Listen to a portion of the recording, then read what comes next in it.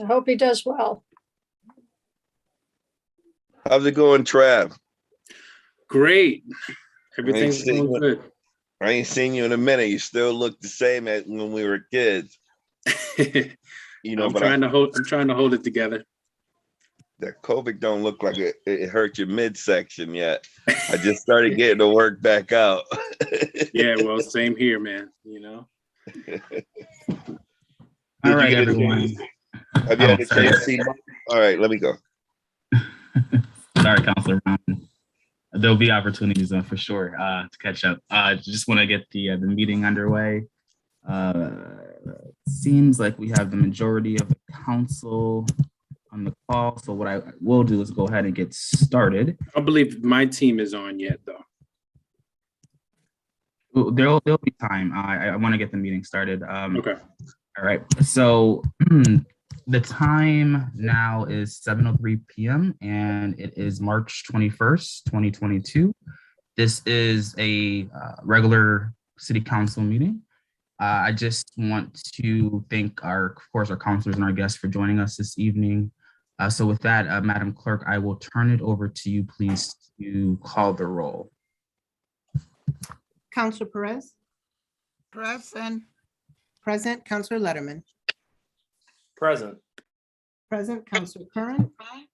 Present. Present. Councilor Walsh? Present. Present. Councilor Brown? Present. Present. Councilor Davila? Absent. Councilor Hurst?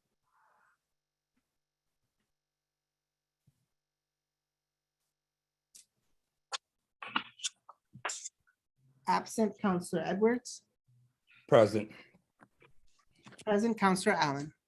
Present. Present. Councilor Govan? Present. Present. Councilor Fenton?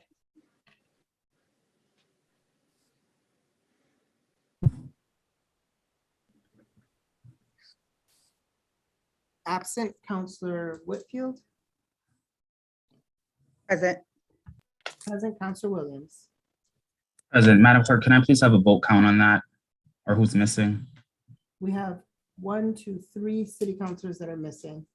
Okay. All right. Thank you, Madam Clerk. With that, can our councilors and guests please rise for a moment of silence, followed by the Pledge of Allegiance.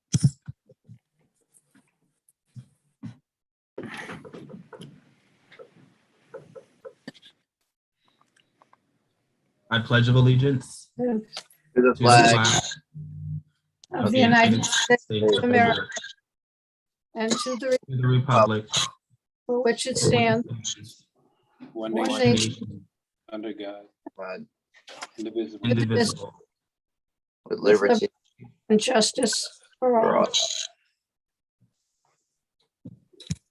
All right, thank you, everyone. Mr. President, if I may, Yes. Councilor Hurst has joined us. Oh, can you please, thank you, Councilor Hurst. All right, thank you, Madam Clerk. With that, I will start with any reports of committee this evening. Are there any reports of committee? Councilor Whitfield, we'll start with you.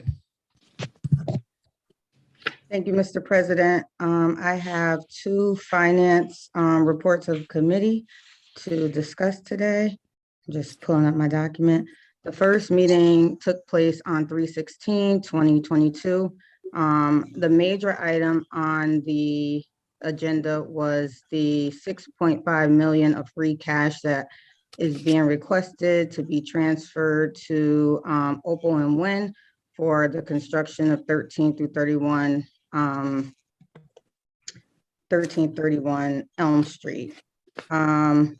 The executive director for Wynn Companies was there, and we did ask for some information on the process, the 2 companies' personal investments, and information on the minority women-owned REO for the contractor Fontaine, if he's meeting the REO requirements. We did get that information today. However, we got it today. And so I haven't thoroughly looked at all the information that was presented, but it was presented today. We did talk about the funding that was requested from the mayor's administration of the same free cash to give a break to the residents of the city of Springfield on their property tax bills, and what else can be done for the residents of the city of Springfield. And so that was the major conversation for that meeting. And it was also said that 4 million has already went to these companies or to stabilize the building. And we talked about the fact that we were notified. When I say we, the council was notified just when this item appeared on the agenda and not prior to. We didn't know any discussions were taking place. And we did ask that in the future we be kept in a loop ahead of time. And that's nothing, it's not the fault of the companies, but it was asked of the administration to keep us in the loop. So that was that meeting. The next finance committee meeting took place today. Oh, and at the last meeting, Councilor Hurst, Allen, Fenton, Govan, and Curran were there. Today, we had another finance committee meeting with Councilor Williams, Walsh, Govan, Fenton, Hurst, Letterman, and Allen was there. Really no major items on that except for the collective bargaining agreement with the United Public Service Employees Union, Local 424, all things that were presented in that updated contract sounded great. We also got a Parks Department MPV program action grant increase to help with the forestry operations. It was a $1.5 million increase that was requested from the Parks Department, and they did receive that grant. And I guess if folks want more information on that grant, they can ask when we get to that item. Thank you, Mr. President. Thank you, Councilor Whitfield, for your reports. Madam Clerk, can you please recognize Councilor Fenton? I'm not sure if he's been recognized. Councilor Fenton? Present. Present. Thank you. Are there any other reports of committee this evening? Again, I will ask, are there any other reports of committee? Seeing none, Madam Clerk, can you please call the roll to accept the report? On accepting the reports of committee, Councilor Perez? Yes. Yes, Councilor Letterman? Yes. Yes, Councilor Curran?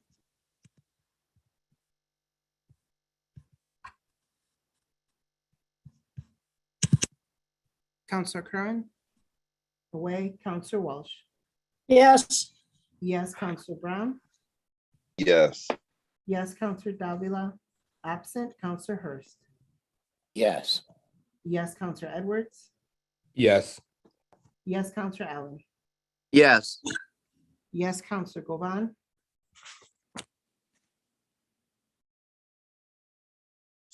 Yes. Yes, Councilor Fenton? Yes. Yes, Councilor Whitfield?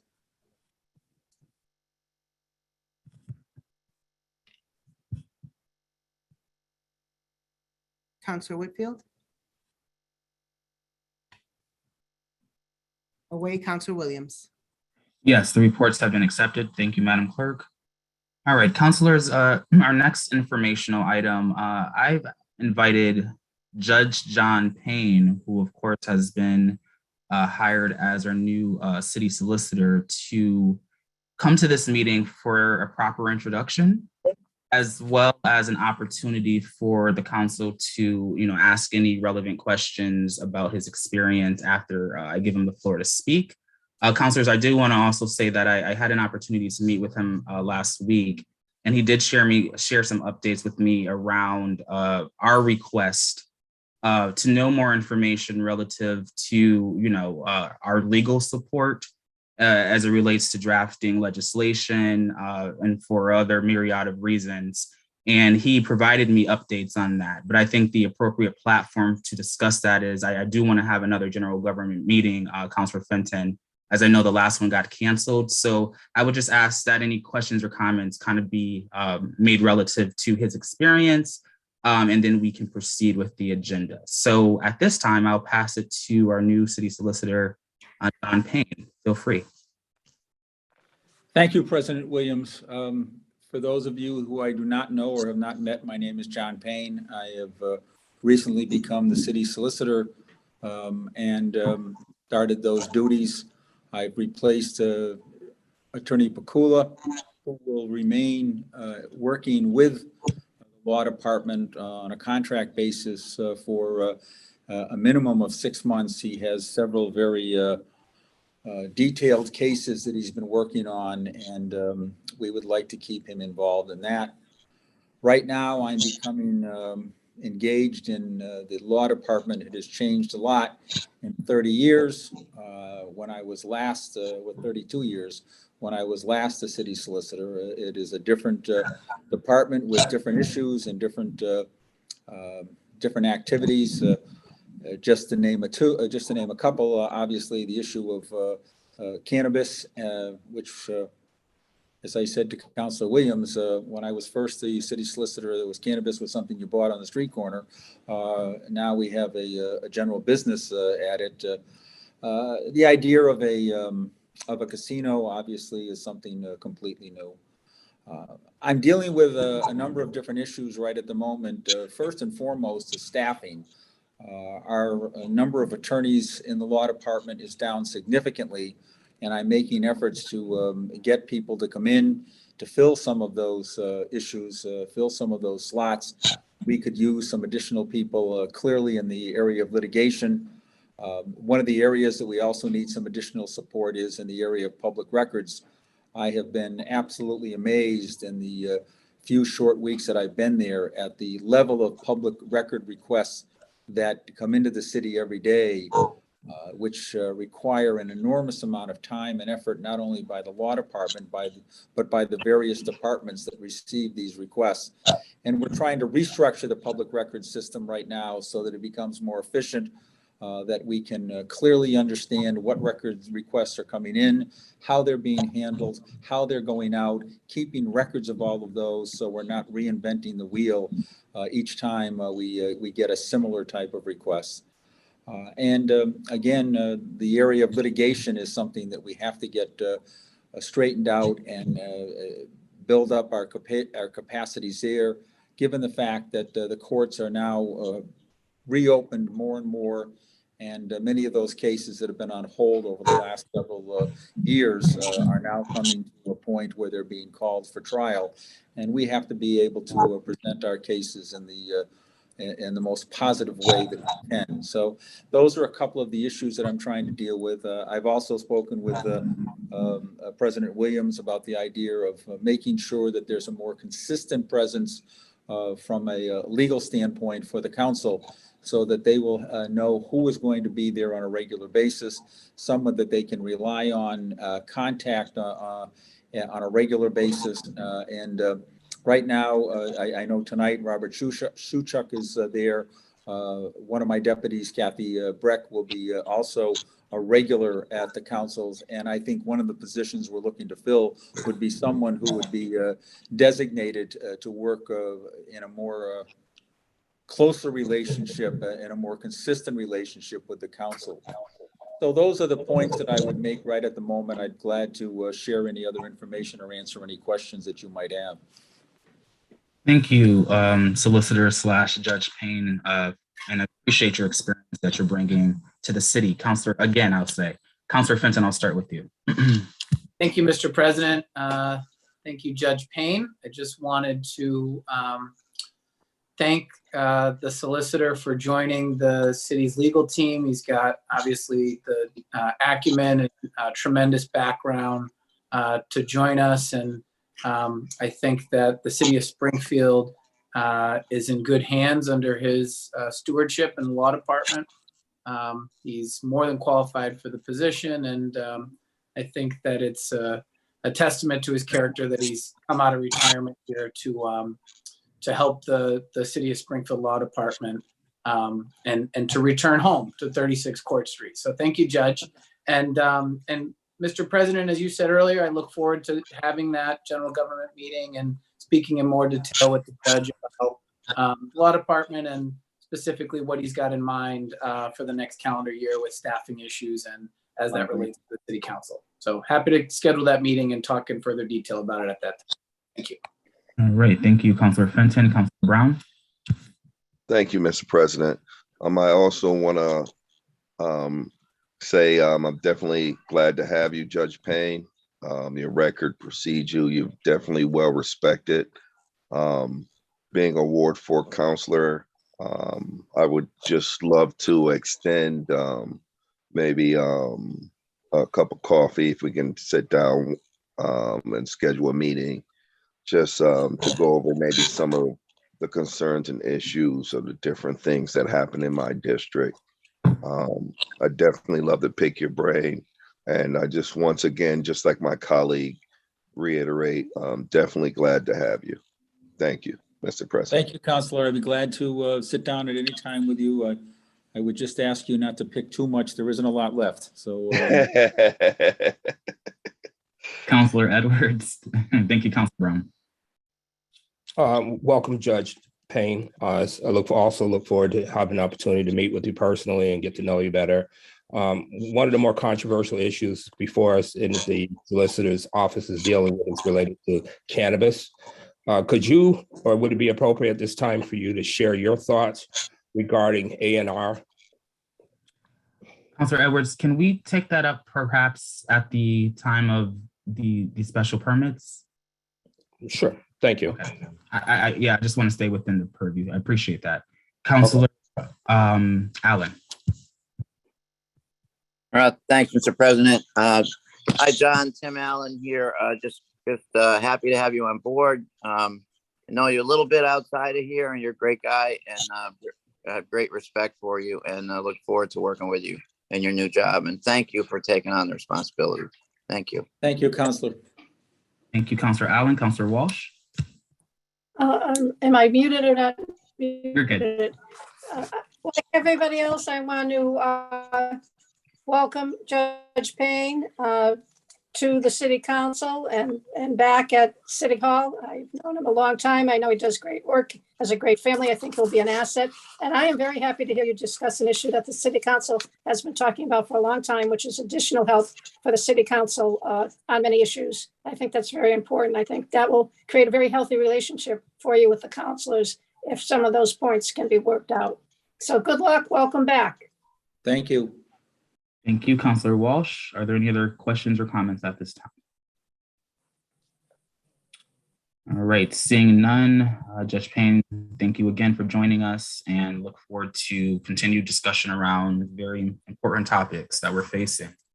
Madam Clerk, with that, we can call the first item before us on the agenda, please.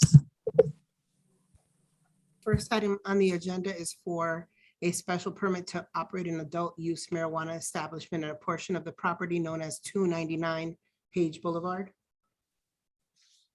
Right. All right, Madam Clerk, is there any remaining testimony in favor of this item? There is not. All right, how about in opposition? No, there is not. All right, at this time, I'm going to ask the council if there's any other questions that they have for the petitioner.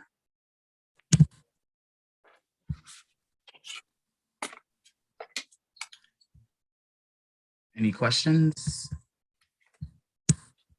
Right, also seeing none. Is there any further deliberation that the council would like to have? Councilor Edwards. Councilor Edwards, you're muted. Is this, thank you, Mr. President. Is this the appropriate time to ask the question that I had posed earlier to the new solicitor? Councilor Edwards, are you attempting to make a motion which might need his input, or? If that's the appropriate vehicle, yes, then I'd make a motion that we allow Judge Payne to share his thoughts regarding A&R as related to cannabis. All right, there is a motion on the floor. Is there a proper second? Second. All right. Madam Clerk, can you please call the roll on this? I know this is a bit unusual, I understand, but because we are taking up our item, I just want to make sure that this vote is recorded for the record. So, Madam Clerk, can you please call the roll? On the motion, Councilor Perez? Yes. Yes, Councilor Letterman? Yes. Yes, Councilor Curran? Yes.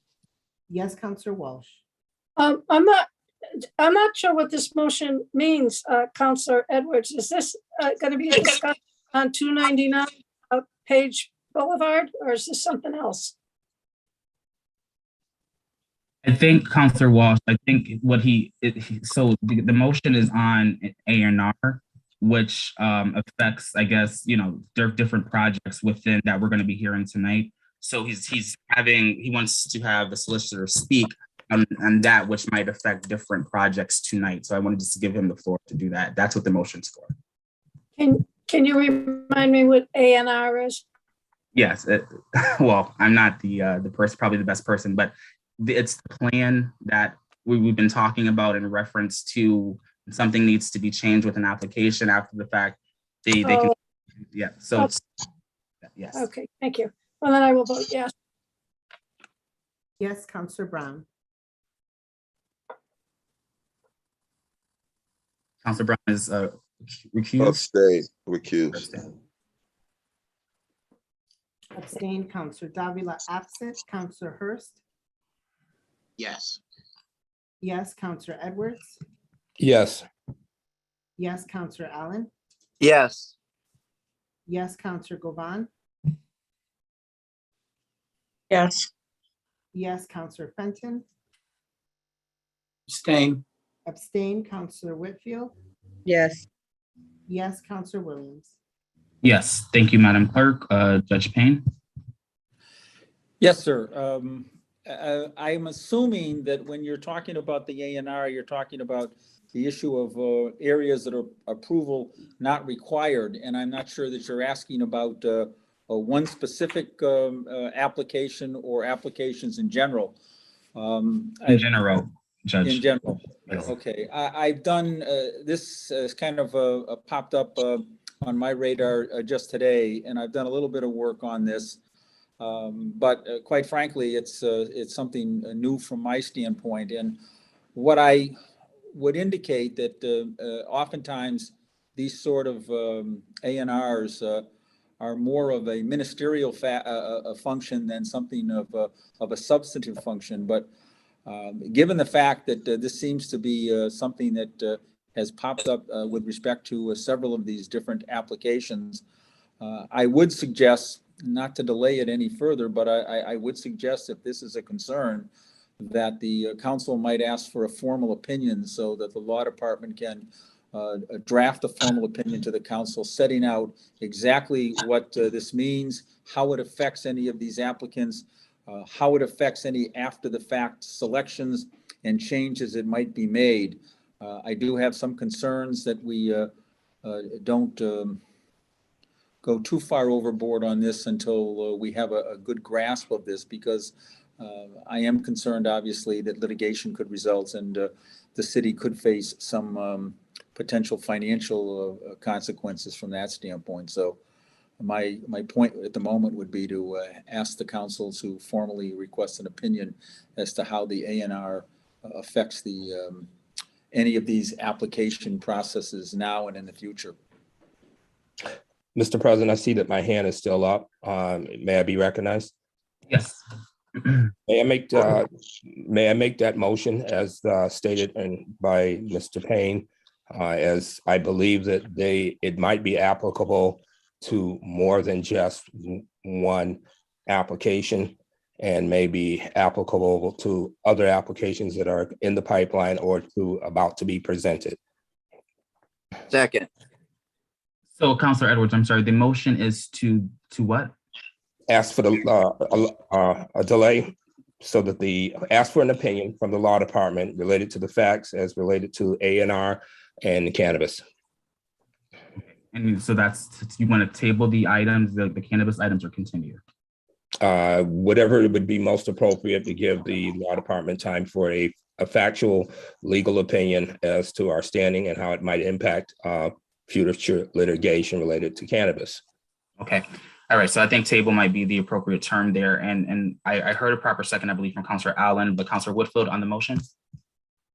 Yes. Thank you, Mr. President. Councilor Edwards, is this different than the legal opinion we got on A&R from Ed Pakula? Are we asking for something different? Because we did get something in writing before. I can't speak for the solicitor or the new solicitor, but I'm concerned because the understanding that I have is that the issue related to that has held us up to this point may be applicable to others. And I anticipate or expect that if we don't tread very lightly, that we will set ourselves up for litigation related to some of these licenses. Okay, because I know that we did get something in writing from Attorney Pakula a while ago. And Judge Payne, did you ever see that or receive that written request or written statement? I have spoken with Attorney Pakula. I did review a letter that he wrote about a year and a half ago, but it really wasn't an opinion. It was I think just a response on a letter setting out his views about the A&R as it applied to the property on Page Boulevard. I don't think it went beyond that. I think it was only the Page Boulevard property. Okay, thank you. And I wanted to say welcome. I had to leave for work when you gave your presentation, but I did want to say welcome, and I will set up a personal meeting with you to try to get to know you better. Thank you. Thank you. Thank you, Councilor Whitfield, Councilor Govan, followed by Councilor Hurst. I had the same question that Councilor Whitfield had, because it feels to me, and I'm kind of new here, but it does feel to me like we've been through this before and the question has been answered, but I'm not sure if it has been answered. The answer wasn't what the person wanted to hear. I don't know. I just feel like we've been putting this off for a long time, since before I became on council in January, and this is going on too long. If we decide that, maybe we might get sued in the future, that's very speculative. And I don't know that it's something that we can guarantee that we will never get sued in the future. And it's not a guarantee that we're going to get sued in the future. So that speculation, to me, it seems like it's been going on for a very long time. We've gotten an opinion. We've gotten a lot of information, and I feel like we should just move forward and vote on each participant individually. Thank you. Thank you, Councilor Govan. Councilor Hurst. I see school committee woman Denise. Oh, sorry, I gotta change. No. My apologies. I guess just a quick question. I mean, does this mean that we'll have to wait for the law department's opinion on all of the special permits this evening? And I guess yes. On top of that, if that is the case, then are there any other issues where the A&R plan is applicable to? I mean, where we need this clarification in order to determine what it is that, or how it is that we might vote tonight. And I maybe it's for Phil Dromey. I mean, I haven't seen it to even be an issue with any of the other items that are on the agenda today. So I don't know why. I mean, if we did, I'm not in favor of the motion either way, but if we did consider it, it would seem to me that it would just be, or it ought to just be for 299 aid, which is the one that seems to have the issue. Thank you, Councilor Hurst. Does anybody want to speak to that? I don't know if Judge Payne or Phil, I'm not sure if you're on the call. I'm here. I guess I can speak to it. Obviously the kind of the whole A&R issue started with the 299 Page Boulevard situation. There was a situation today that was brought to my attention where there may need to be a little more clarification on the proposed application down on Main Street. It's 587, 595 Main Street. There was a discussion, when we reviewed that, The committee, at least my review was, it was one parcel. There's a building and a parking lot. However, in reviewing it further, there's a building on one lot and the parking lot on the other. The property that contains the building only contains 15,000 some odd, I think 800 and something square feet. If you add the parcel to it, it's another 17,000 square feet. So there was a discussion about whether the underlying zoning about the issue with retails needing to get to 20,000 square feet came into play there. In my review of the zoning, I'm not sure, although an A&R plan may clean up the lot to make two into one, but due to the fact that the property does not abut a residentially zoned property, because all those residences to the east are all zoned business A.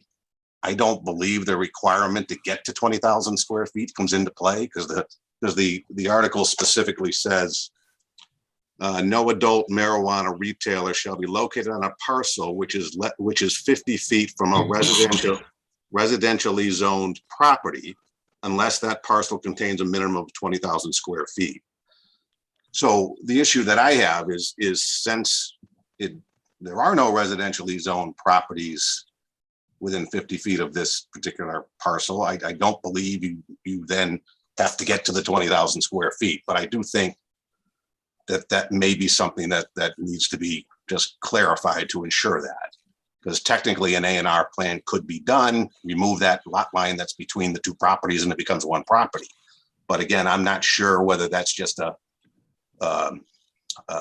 kind of a cleanup operation or whether or not they technically need it. Because how I read the ordinance, I don't think they need it. But again, I would defer, as I always do to the law department. So that's the only other one. All the other ones I don't believe are any A&R related issues, but the Main Street one may be one.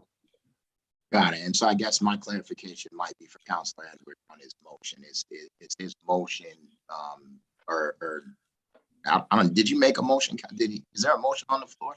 Yes, there is. Okay. And so I guess my question is, would Councilor Edwards' motion stall any of the other special permit requests that may not be applicable to this particular opinion that he's requesting? Because if so, then I certainly will have to vote no on this.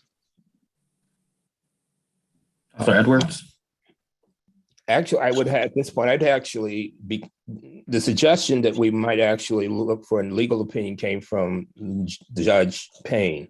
So I did hear about the possibility of the property on Main Street. And because the issue around Page has to do with A&R, I would respectfully ask Judge Payne's opinion on whether or not this should, his opinion should be, I would assume that one wouldn't be a vote on tonight, may be allowed to be heard, but I'd rather, I suggest that we would follow the thought of Judge Payne as far as whether I'm okay with going on with the others as well. But I would defer to Judge Payne as to what his suggestion was when he mentioned on that legal opinion. Mr. President? Yes, Councilor Perez, you're next in the queue. Yes, could I say something? I just want to say that I read the information. I have read the findings. I'm new in the council, but I've been following all the issues that have occurred. I feel, and I go along with Councilor Govan and Councilor Hurst. I'm ready to vote on the matter. I think that we have received so many information at this point that from myself, I feel as the other colleagues feel at this point. Thank you. Thank you, Councilor Perez. Councilor Walsh, followed by Councilor Brown. Thank you, Mr. President. I think I had the same question. I'm not sure if it's actually clarified whether or not Councilor Edwards' motion will impact items 1, 2, 3, 4, 5, and 6.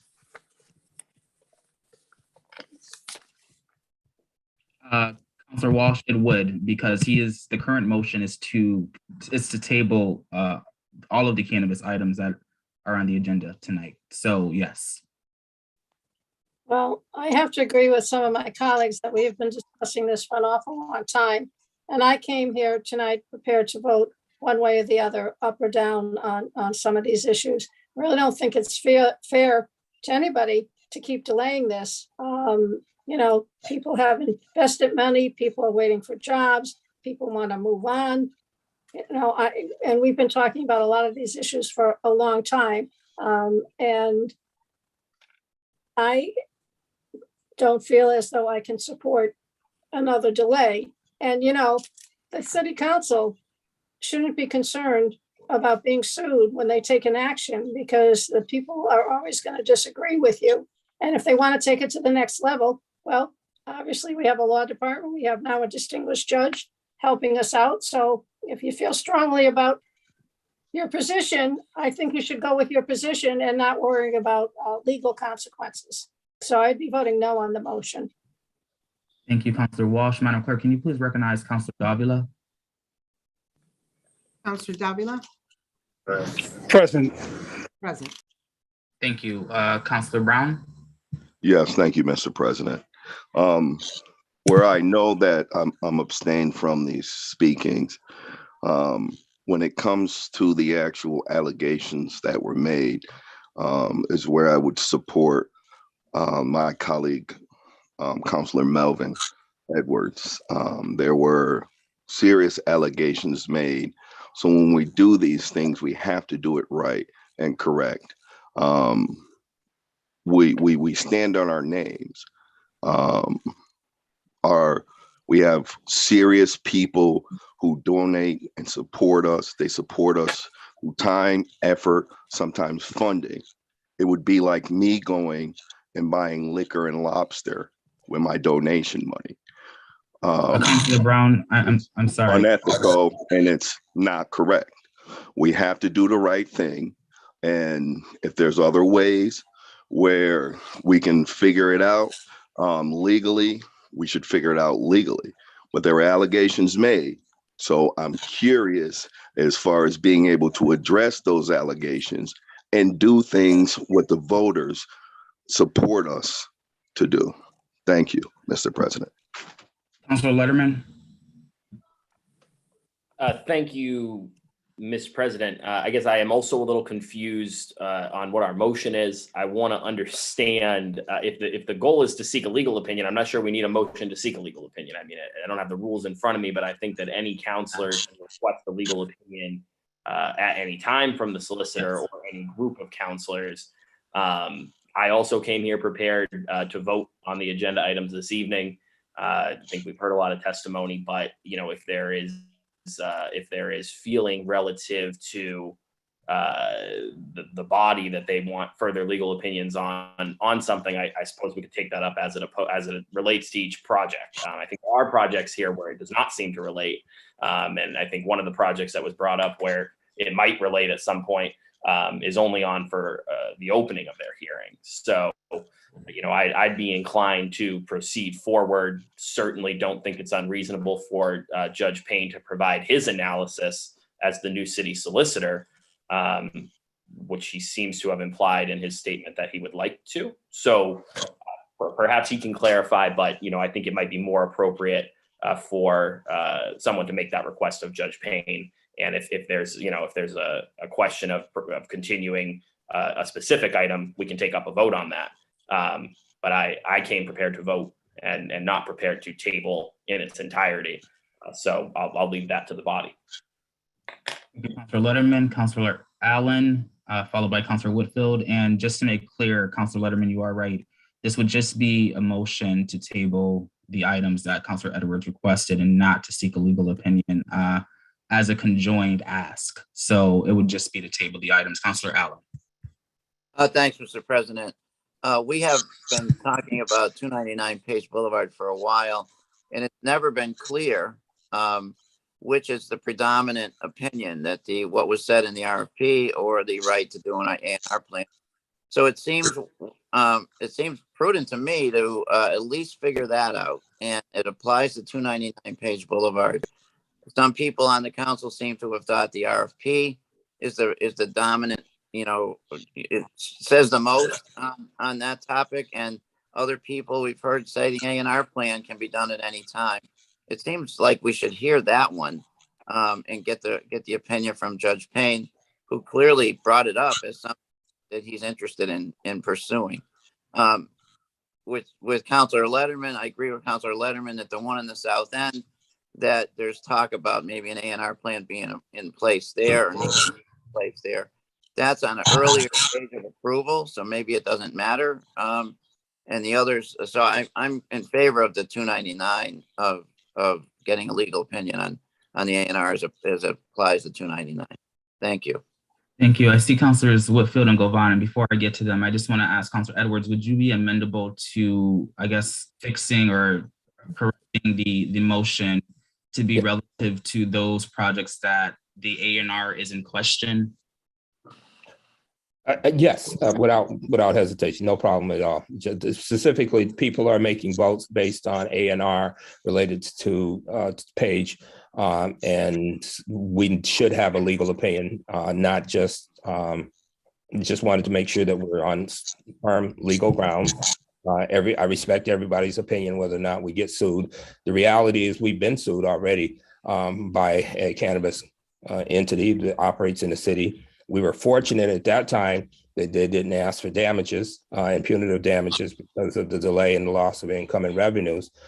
So that we, as stewards of, fiscal stewards of the taxpayers, we should be considering those things. But at the appropriate time, yeah, I will ask. I just wanted to ask before I get to the other individuals. Councilor Whitfield. Thank you, Mr. President. I just wanted to, I know that this motion is to table the items so we can get A&R plan, but I was just hoping that we could just table the items that it pertains to. I guess this has been said, but I just want to make sure that we're clear if we can withdraw this motion and then table the items that the A&R affects, and then just move on with the rest of the applicants. So that would be my wish and my suggestion, because otherwise I would have to vote no to tabling all of the items. Okay, and at the appropriate time, that motion can be made, but I will get to Councilor Govan and then Hurst. I just want to call the vote. There is a motion to call the vote, which suspends all further debate. First of all, though, let's, Councilor Govan, I do hear you, but I think that motion needs to be amended. So, Councilor Edwards, do you mind just restating the motion? The motion is to Point of information. Yes, Councilor Letterman. A motion to call the question doesn't end debate, in my understanding. If there's a motion to call the question, that motion has to be voted on and passed by a 2/3 majority vote. Okay. I don't, for folks, first off, I'm going to say, I understand that we've been talking about this a while. Tensions are high. But I just want to make sure that we continue to respect each other throughout the process. And if you have a difference of opinion, feel free to share it. But Councilor Hurst, you had your hand up for a while. I will allow you the opportunity to speak. I appreciate it, Mr. President. I just was going to say that even the request for a legal opinion really is dealing with the process. And so what we're here. Hurst. Yeah, Councilor Hurst. I'm sorry. Jeez. When you get supposed to go directly to your vehicle, if the car and the car. All right, I'm gonna have to ask whoever not muted to mute yourself. Oh, hit the. Sorry, can you hear me now? Yes, I was just gonna say that, I think the request for a legal opinion regarding the A&R deals with the process. And so it has very little bearing on what it is that we're here to do today, which is to vote on land use. We have a number and have had a number of issues around the process. And I think folks have addressed those issues with respect to the process at our last meeting.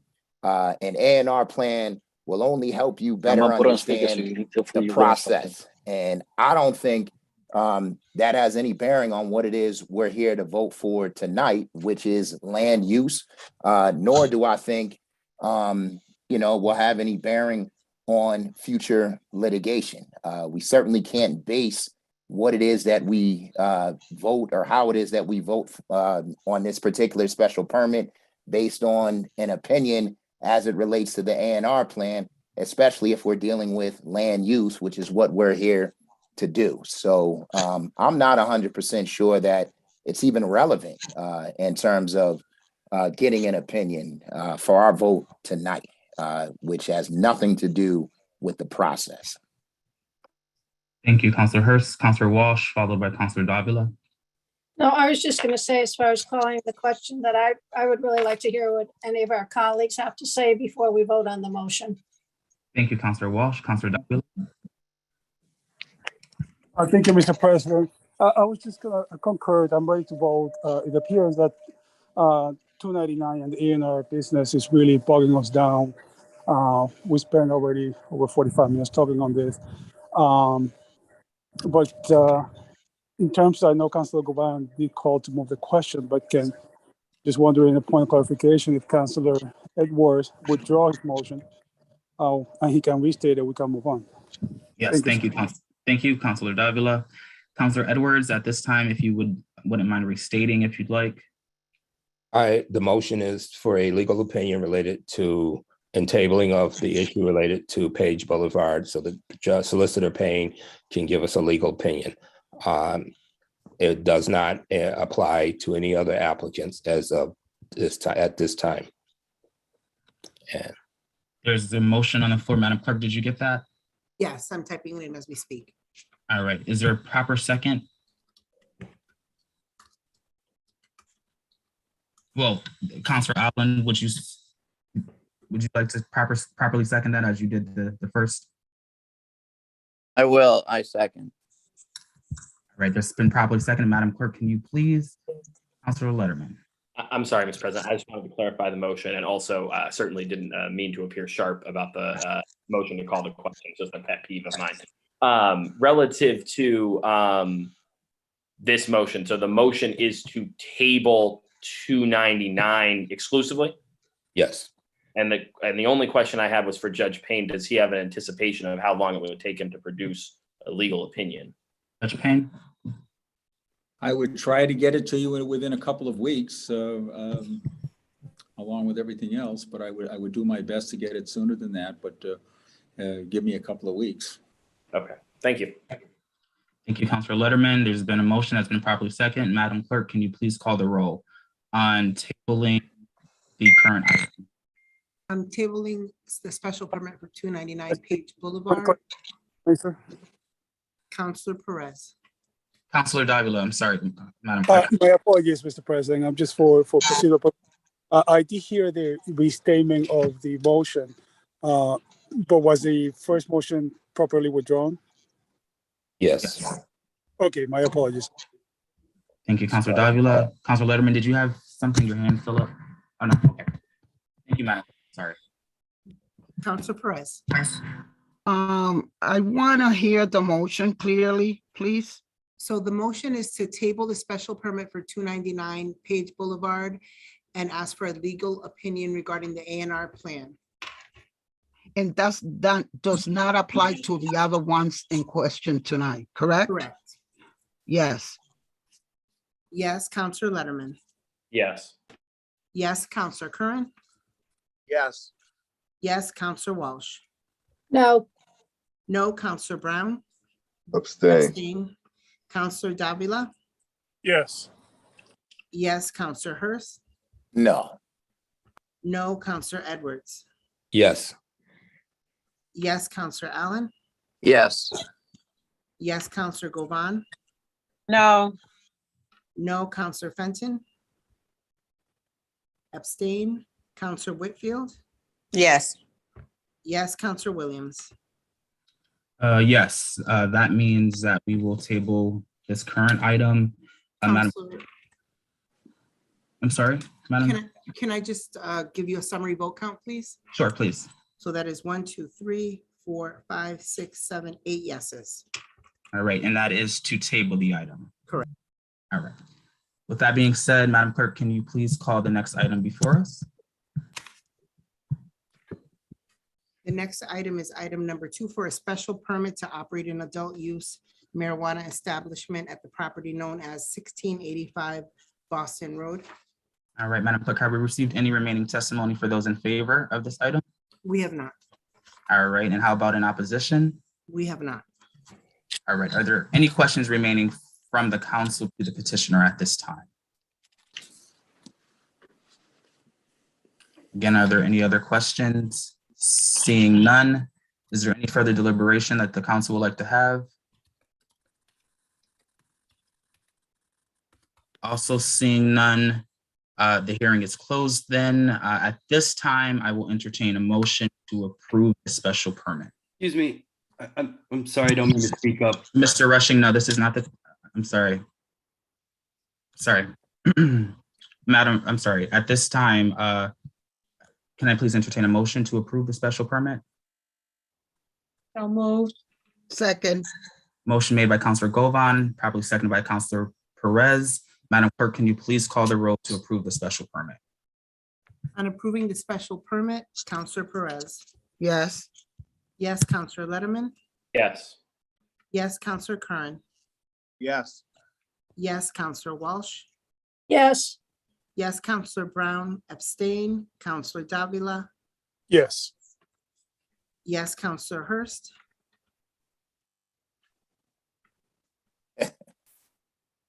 Yes. Yes, Counselor Edwards. Yes. Yes, Counselor Allen. Yes.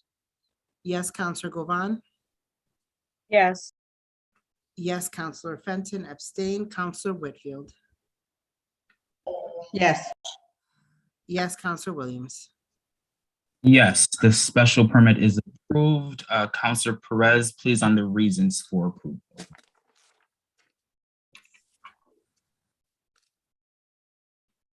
Reason for granted permit, the specific site is an appropriate location for such a use, structure, or condition. The use as developed will not adversely affect the neighborhood. Adequate and appropriate facility will be provided for the proper operation of the proposed use. To incorporate the planning staff analysis into the decision on the basis of the findings. Thank you, Councilor Perez. Councilor Hurst, is it on the next item or did you have something to say? I'm actually not sure what the proper format is, but I'd like to call for immediate reconsideration of this particular vote. Okay, at the appropriate time, but there's a vote on the reasons. Madam Clerk, can you please call the roll on accepting the reasons? On accepting the reasons, Counselor Perez. Yes. Yes, Counselor Letterman. Yes. Yes, Counselor Curran. Yes. Yes, Counselor Walsh. yes, Yes, Counselor Brown. Abstain. Counselor Davila. Yes. Yes, Counselor Hurst. Yes. Yes, Counselor Edwards. Yes. Yes, Counselor Allen. Yes. Yes, Counselor Govan. Yes. Yes, Counselor Fenton. Abstain. Counselor Whitfield. Yes. Yes, Counselor Williams. Yes, the reasons are approved. Going back to Councilor Hurst's point, he had made a motion to have immediate reconsideration. Councilor Letterman, did you have a comment on that? Well, I'll yield if Councilor Hurst has further comment. I just don't know. I'm pulling up the rules. I just don't know if we can call for immediate consideration of a special permit. Yes, yes. I don't understand. I think the only recourse for a special permit is through the court. That's my understanding. That is also my interpretation, and I also did check on this prior, just in the case that this did come up. But I do believe that is correct, unless otherwise, if that is not the case legal, I would appreciate you weighing in on that. Oh, you guys are right. I actually looked at the rules. You're right. That's right. All right. Thank you, Councilor Hurst. Councilor Davila, did you have a comment? No, Mr. President. All right. Thank you all. With that, Madam Clerk, can you please call the next item? The next item is item number 3, which is for a special permit to operate an adult use marijuana establishment at the property known as 1685 Boston Road, and it's for marijuana cultivation. All right, Madam Clerk, have we received any remaining testimony in favor of this item? We have not. How about in opposition? No, we have not. All right, are there any questions, for the petitioner from the council at this time? Councilor Letterman? Thank you, Mr. President. I do have a question just about one of the conditions on this particular facility. I also have a question on the previous cultivation facility, but we tabled that. So is that appropriate to ask at this time while the hearing is open? It would be for Phil. So is that appropriate to ask at this time while the hearing is open, or should we wait till we close the hearing and enter deliberation? For the condition? Yeah, relative to. I would wait, Councilor Letterman, we can circle back to you. Thank you. All right, are there any questions for the petitioner at this time?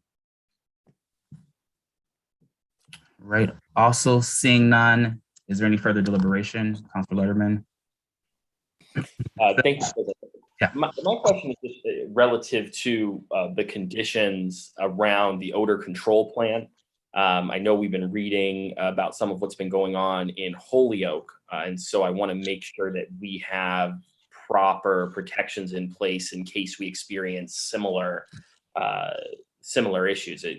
I'll say, predate that by saying, I think it's important that we have cultivation in the city of Springfield and that the city of Springfield benefits from cultivation. But as we're considering 2 cultivation facilities right now, I just want to understand how we're able to enforce the condition relative to the odor control plan that is proposed for both facilities. So I think it probably would be best appropriate to speak to that. Phil? Yeah, I'm not sure I got an answer for you, Counselor. I did my best to try and put in language that would allow the city council to review these, but I guess ultimately I'd have to defer to the code enforcement department on how exactly that particular nuisance, I guess I would call it, would be controlled. I think obviously the city council at any time has the ability to bring a petitioner back in to review conditions, but how odor would technically be measured and I'm not 100% sure on how we do that. So unfortunately I don't have a great answer on that one. Yeah, I guess my concern, and again, I have this on both proposals, is relative to the fact that full review of a special permit from council is time consuming.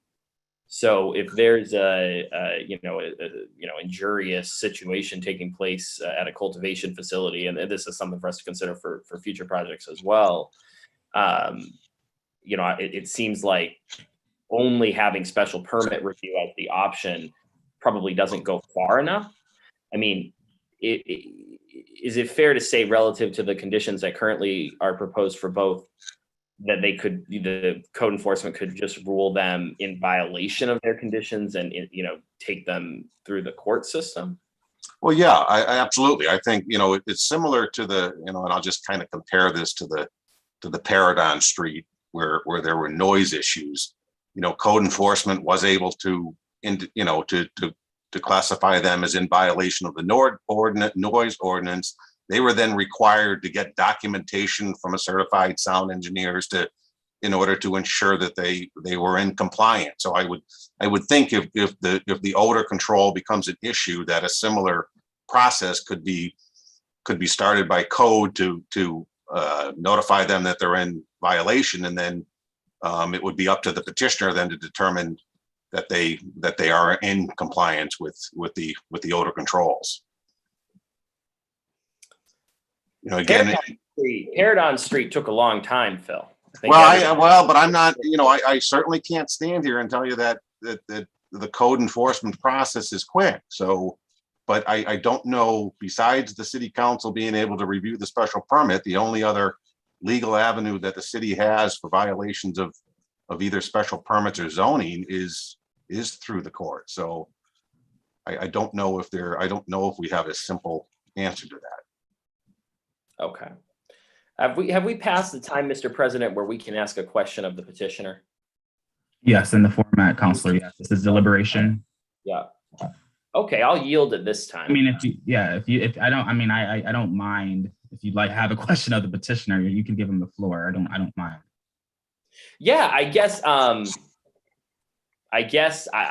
question to the petitioner would be more so relative to their odor control plan. Given that the site is located literally adjoined to large amounts of retail space. I just supported their retail operation. We had conversation about the unique nature of it during their initial hearing. So this is another unique situation relative to the cultivation piece. And I guess I'm just wondering what they can tell us about their odor control technology, given what we're seeing in Holyoke right now. If the petitioner for this item can please state your name and address for the record and answer the question, I'd appreciate that. Thank you. Brian Shea for the petitioner, DM of Springfield. Good evening, everyone, and Councilor Letterman. We had submitted in our proposal a fairly detailed synopsis regarding the odor control effort that we would make. It's obviously an issue, but what I can tell you is that there's been a tremendous amount of advancement in technology and in the process to reduce that to as much as possible. And the idea is that DM, of course, wants to be a good neighbor. They don't want to come here and be a nuisance to anybody there, whether it's the commercial establishments, the retail establishments, or anyone else. There'll be a fairly extensive permitting process for this project. I'm sure that through that process, there's going to be discussions on this particular topic. I'd be happy to share with you the synopsis regarding the odor control effort that we're going to make that we included in our proposal. And if you have questions about that, I can try to elaborate more on them. But from what I understand, and I'm certainly not an expert on this, but the advancement in the technology to reduce odor has come a tremendous way from just a few years ago. And this is going to be a new project. The latest and greatest technology is going to be included in this project at a substantial cost to make sure that we mitigate any nuisance that could be imposed upon whoever our neighbors might be in the public. Can you speak to how the process that you're going to use would differ from the process used in Holyoke? I don't think I could. Because I don't know what they're actually using there. I can tell you, though, that I was actually fortunate enough to tour one of the buildings about a year ago while it was under construction. And these are old mills that have been retrofitted to accommodate these facilities. I'm not exactly sure it was the best use or the most economical. They were working with very limited and awkward space, whereas this is a square box that's going to be stripped down to the superstructure of the building and kind of reconstructed.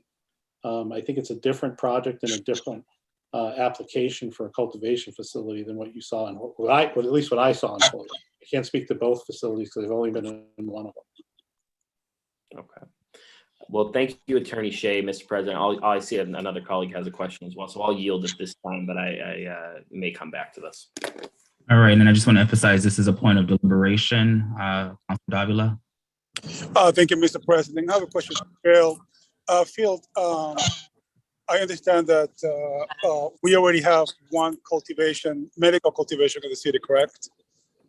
No, there is no cultivation in the city. We have a medical marijuana operation, but it's simply, I believe their cultivation is in East Hampton. So we don't have any cultivation in the cities? I thought that we do have one on Cottage Street. No, there is no cultivation no cultivation operation has been approved. Okay. Again, the operation on Cottage Street is a medical marijuana, I don't want to say retailer, but dispensary, yes. Okay. Now, does this have any kind of standard process for odor control? I mean, how would that be different for example, I remember, I believe it was last year, we had an issue in downtown with a cigar parlor. And, there was a little back and forth, and it seems to me that there was nothing really in place So is that comparing apples to apples?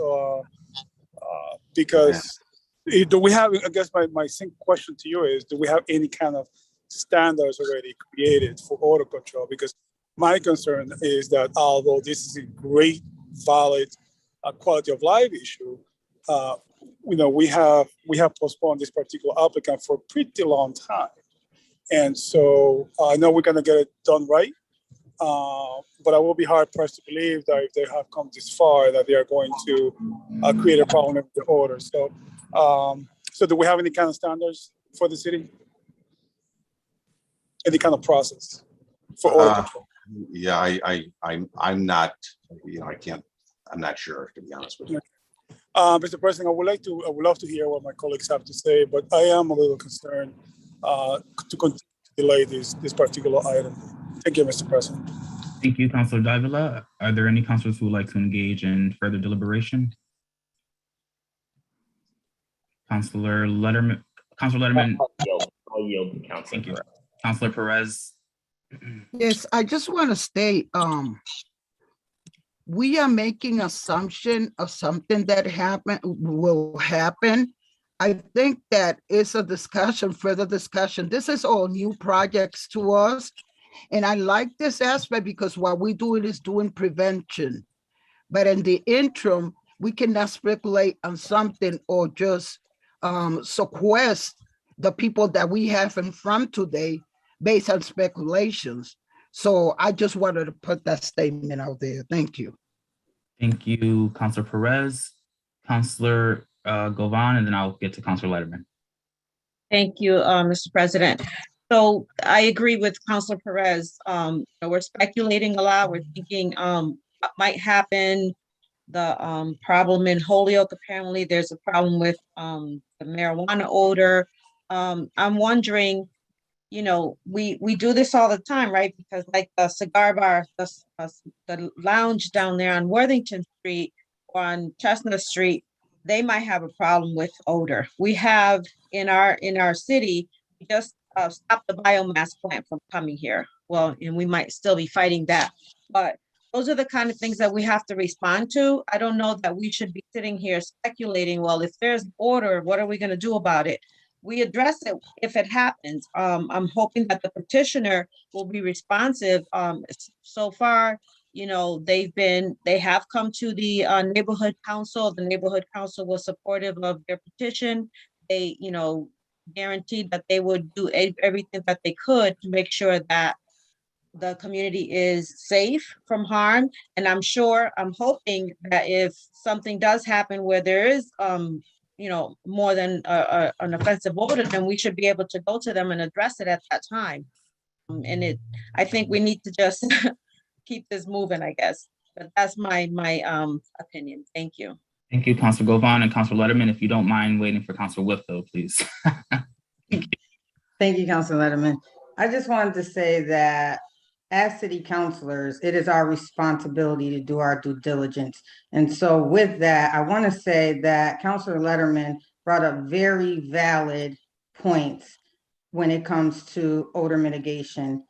So when we look at what's happening in other communities, it's important that we look at them. We did have an odor plan that had to be submitted with the application. They were submitted. However, when concerns and things happen in other communities, it is something for us to look at and talk about and maybe address up front to prevent these things from happening in the community. It not only protects the residents of the city of Springfield, but it also protects the business owners from any type of problems that may arise in the future. And so while we have been working on these things for a long time, we have been doing our due diligence. And so I think it's fair that when counselors, no matter how long we've been taking, when counselors have a something that come up that spark their interest or concern, that they're validated and they're listened to, because that is something that we can prevent up front that we don't have to deal with on the back end. And so I think that, we have to have a little bit more patience and understand that this is a valid concern to our colleague and just listen to what the concerns are, because I'd rather deal with it up front than hear the complaints from residents, because it's coming to us. I'd rather deal with it up front to protect the business owner and the residents of the city of Springfield. Thank you, Mr. President. Thank you, Councilor Whitfield, Councilor Letterman, followed by Councilor Davila. Sure. Thank you very much, Mr. President. I certainly appreciate Councilor Whitfield's sentiments and my line of questioning relative to the odor control is informed by our past experience relative to projects that have come in where we want to support the project, we want to see the project and the economic development and the support that it'll bring for the community. But the point of the special permit process is to try to address some of these issues upfront through the conditions, and put the city in a position to make sure it can protect its residents and put the applicant, the petitioner, in a position where they can be successful. So that this issue that's come up in Holyoke, came up sort of in the interim while we were considering some other issues with these applicants. I fully recognize that this round of special permitting has been sort of uncharacteristically extended compared to other special permit hearings that I've been a part of over the last almost 5 years now. But I think it's because these are brand new industries still, and there's still a lot of questions. So my line of questioning is really only intended to understand, what is available to us to enforce the odor mitigation plan that is, filed as a part of the project. And I guess, I'm hopeful that colleagues, are satisfied with what has been presented. It sounds to me though like the answer from the planning department is, it can be enforceable via code enforcement and the $200 a day fine that is levied for violation of the conditions. Is that accurate, Phil?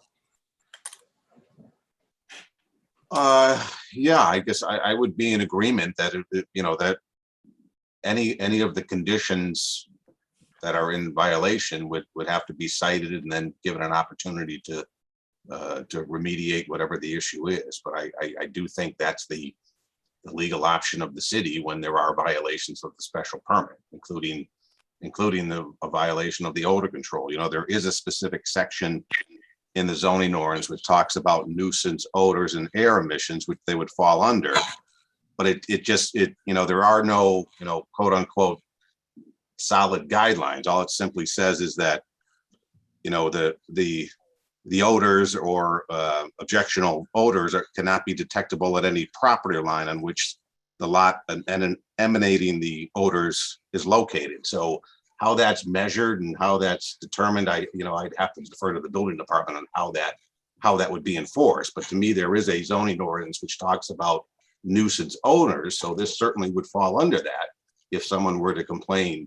I just don't know exactly how that would be, determined by the building department that it's actually a nuisance odor. Okay. Thank you. Thank you, Councilor Letterman. Councilor Davila. Thank you, Mr. President. Again, these are some great valid points. But again, I have to concur with some Councilor Perez and Councilor Bovan. It will appear to me, sir, that the proponent has spent a lot of money, a lot of time, emotional time, and money into this.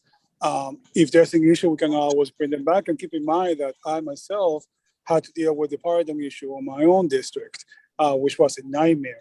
And so, doing due diligence, I'm all for it. I think it's the responsible thing to do. But I also want to make sure that we do our due diligence and we are responsible and bring, as Councilor Letterman say, the capital, the economic investment into the city, because it's going to create job and tax base.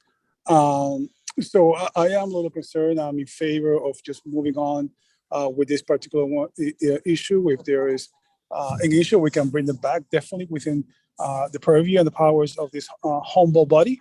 But Mr. President, sir, if you will indulge me, I will ask perhaps, because we're speculating at this point, what if?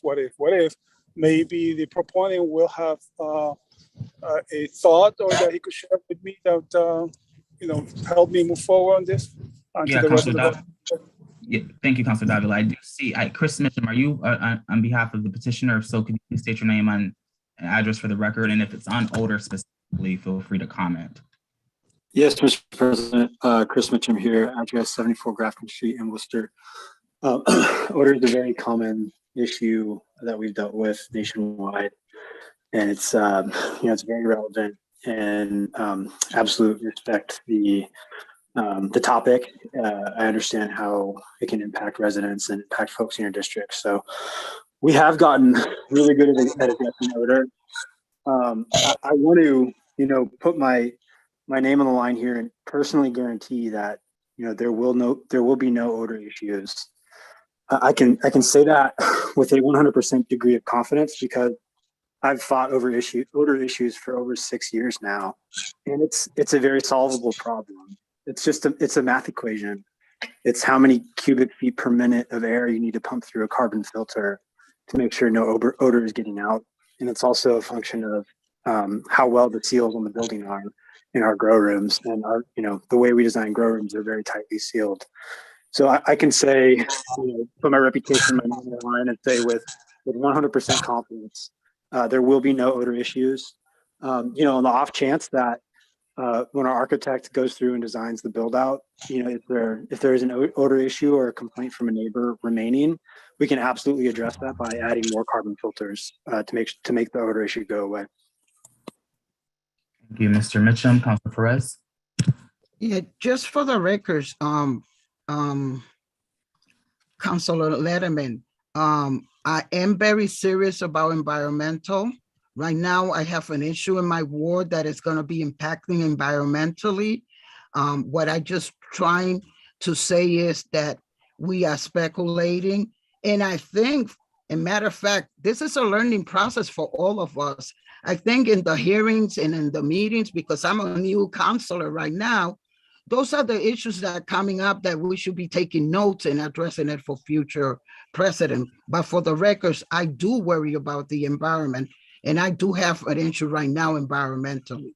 Thank you. Thank you, Councilor Perez. Are there any points of deliberation that the council would like to have?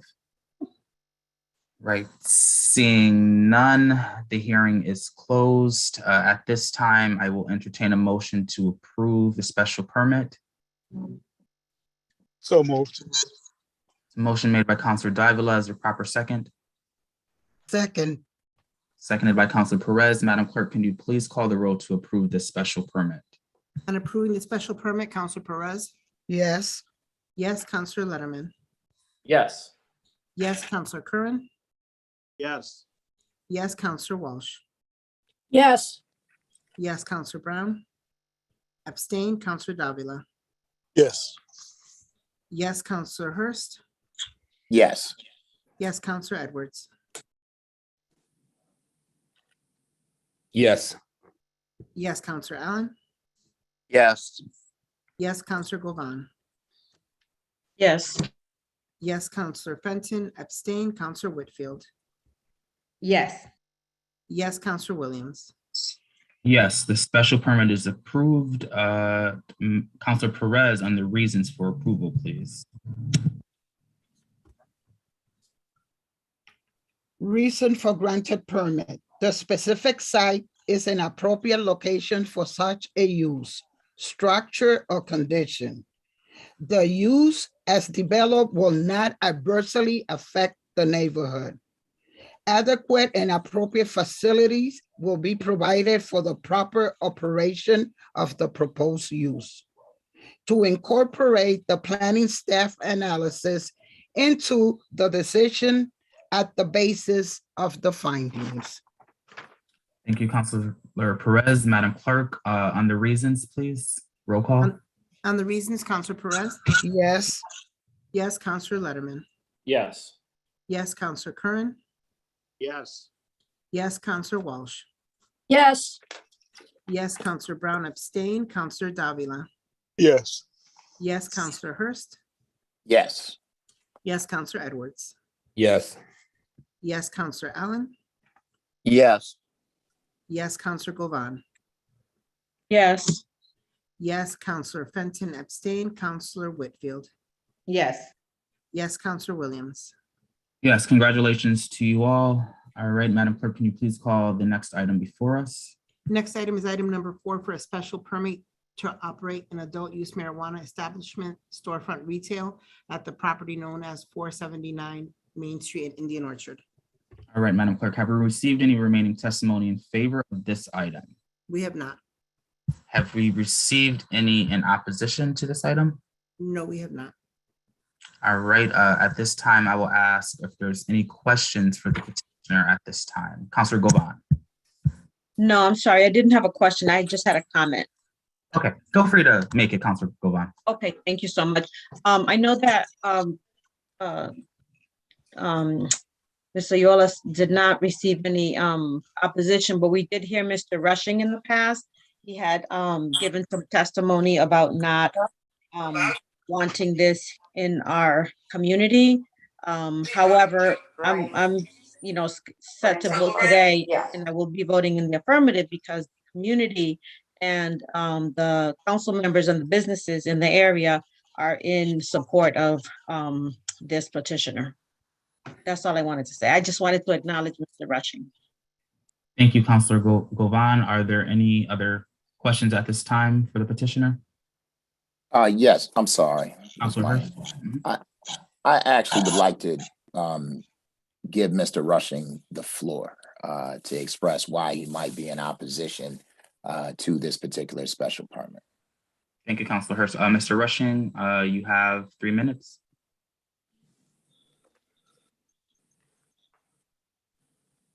Yeah, can you hear me? Yes. Great, thank you. And thank you, Mr. President and Councilman Hurst and all the other councilors for giving me a chance to speak in opposition at this time. I'm asking for just a few minutes to kind of describe our situation, and if you could lend me your ear, I would appreciate it.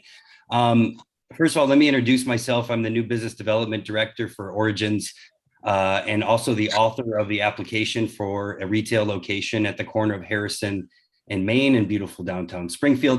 And I'm also a representative of the company who has experienced significant hardships due to the scoring error by the city.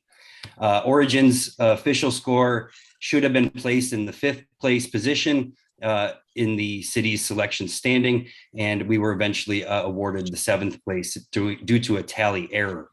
At your last meeting, the council discussed our case and in great detail. And by watching the meeting, I learned that despite the submission of several letters from our office to the council describing our position and intentions, that there are several councilors who might not have a clear understanding of who we are and how we feel about these scores in question and our intentions to operate in Springfield as an HCA and special use compliant cannabis retailer.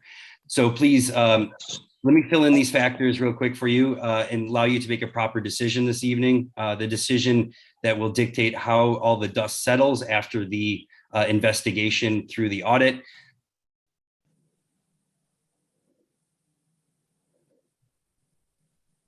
Mr. Rushing? And why we're in this situation, you'll have a different opinion. Origins is a vertical cannabis company operating in the US in 5 states. We have been expanding across the region and opening up stores across the Northeast. After weeks of research and consideration of hundreds of locations to set up our first Massachusetts store, we did select Springfield. And with our company and CEO, VP of operations having operated businesses in Massachusetts previously, we felt that we were, we truly understand the values of the city and its people. And we felt that our business model was exactly in line with the RFP. And I confidently applied for a retail license for the proposed location at Harrison and Maine. And before the response to the RFP was submitted, I did enter into a contingent lease agreement with the owner of 1391 Main Street, Glenn Edwards. During the review process of the application reviewers unanimously determined that our application was qualified to receive an HCA. But evidence has shown that something had happened between the reviewer score submission and the tallying of the final score. And now I'm not concerned at this time as to why our score was mistallied, and I'm not really claiming conspiracy against our group or in favor of another. And we are not really interested at this phase of what happened, in that we have learned enough about the city's selection process. We can confidently say that an error had occurred. And in the city, if the city wants to really make good on their commitment to an honest selection process, they need to take this opportunity to ensure that Origins receives an HCA and a special use permit for cannabis retail in Springfield. At the last meeting, several councilors asked why we haven't applied for a special use permit yet in an attempt to solidify our position as a qualifying company. And really the truth is, this process has caused us several hardships that have brought us into question about our future in Springfield. Our original location of 1391 Main Street was the perfect location for a high-end cannabis retail store in Springfield. It had excellent visibility, convenient access, hundreds of parking spaces within feet of the location, and a beautiful interior resembling a lobby of a high-end boutique hotel. But in May of 2021, when the city released the scores and notified us that we were being placed in 7th, we would not any longer qualify for an HCA. And so we lost our deposit. We released our landlord from our lease agreement.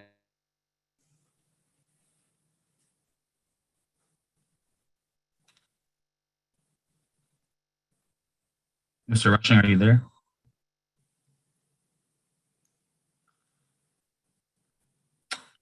And our group has been scrambling to play catch up and ensure that our legal team is prepared to engage in all options to guarantee that our story is heard and considered moving forward. Unfortunately, the availability and access for retail sites that has come, anywhere close to our original location has decreased, and we're having to consider less attractive locations and less visibility. And in some cases, we found terrific locations that are close to the DM's proposed location near the mall, or near 471 Main Street, the proposed location for Enlight. And we find ourselves questioning which group has claim to this area. Now, at this time, Origins we are still actively looking for locations to substitute for the lost asset at Harrison and Maine. Last week, I spent several days meeting with local property owners, and I'm confident that we will have a location for the council to consider very soon. But until then, we do not see how council can award any special use permits for cannabis retail until the city awards Origins an HCA and is a hearing vote for a special use permit application. This might just mean that the city will have to create a special HCA for us, having 7 licenses in phase 2, which we're perfectly fine with. We see that the city is in a bind, and we're willing to consider all options to rectify the issue. We currently do not have, we don't want to hold up the timeline for anyone else that's more than necessary, but if the council doesn't address our need for the HCA before any other considerations for special use permits, there is no guarantee that the mayor's office will award us an HCA. We have the power at this time to prioritize our HCA over the special use permits and bring Origins to a level of special use permit consideration first, and then ensuring that the mayor's office will do the right thing. Yeah. Thank you, Mr. Rushing. I do appreciate your testimony. We have to continue, but I thank you for providing that. With that, I'll pass it to Councilor Whitfield. Thank you very much, Mr. President. Mr. Rushing, I definitely feel horrible for the situation that you're in. It's terrible that this mistake was made and you were left out in the selection process. However, this is really something you need to take up with the mayor, because while we were, and I was on the committee, while we score and we suggest which applicants the mayor chooses, the selection process is still up to him. So we can hold these other cannabis facilities up and he still doesn't have to select Origins. So I don't know if you had any conversations with Mayor Sarno. I am deeply sorry that the error happened. I truly am. I think you have great intentions for the city of Springfield. I do believe your location was ideal, but in the end, all we do is We get the scores, we review them, we score based on the information that we received. You did score very high. You had a strong application. But at the end of the day, we don't select any of the retail locations. That is all solely up to the mayor. And while the mayor said that he does go based on the scoring criteria that we provide him, I don't see that he stepped forward to do the right thing by Origins and offer you a host community agreement. And I think that's, or select you for the process. And I think that's a shame on him. I am truly sorry that you ended up in this predicament. I know there's a lot of money out here at stake. But he can also, even though they came in sixth place, and he could also still choose both of them and not choose Origin. And so while it's unfair to you, it will also be unfair to them to not give them a proper hearing as they were selected.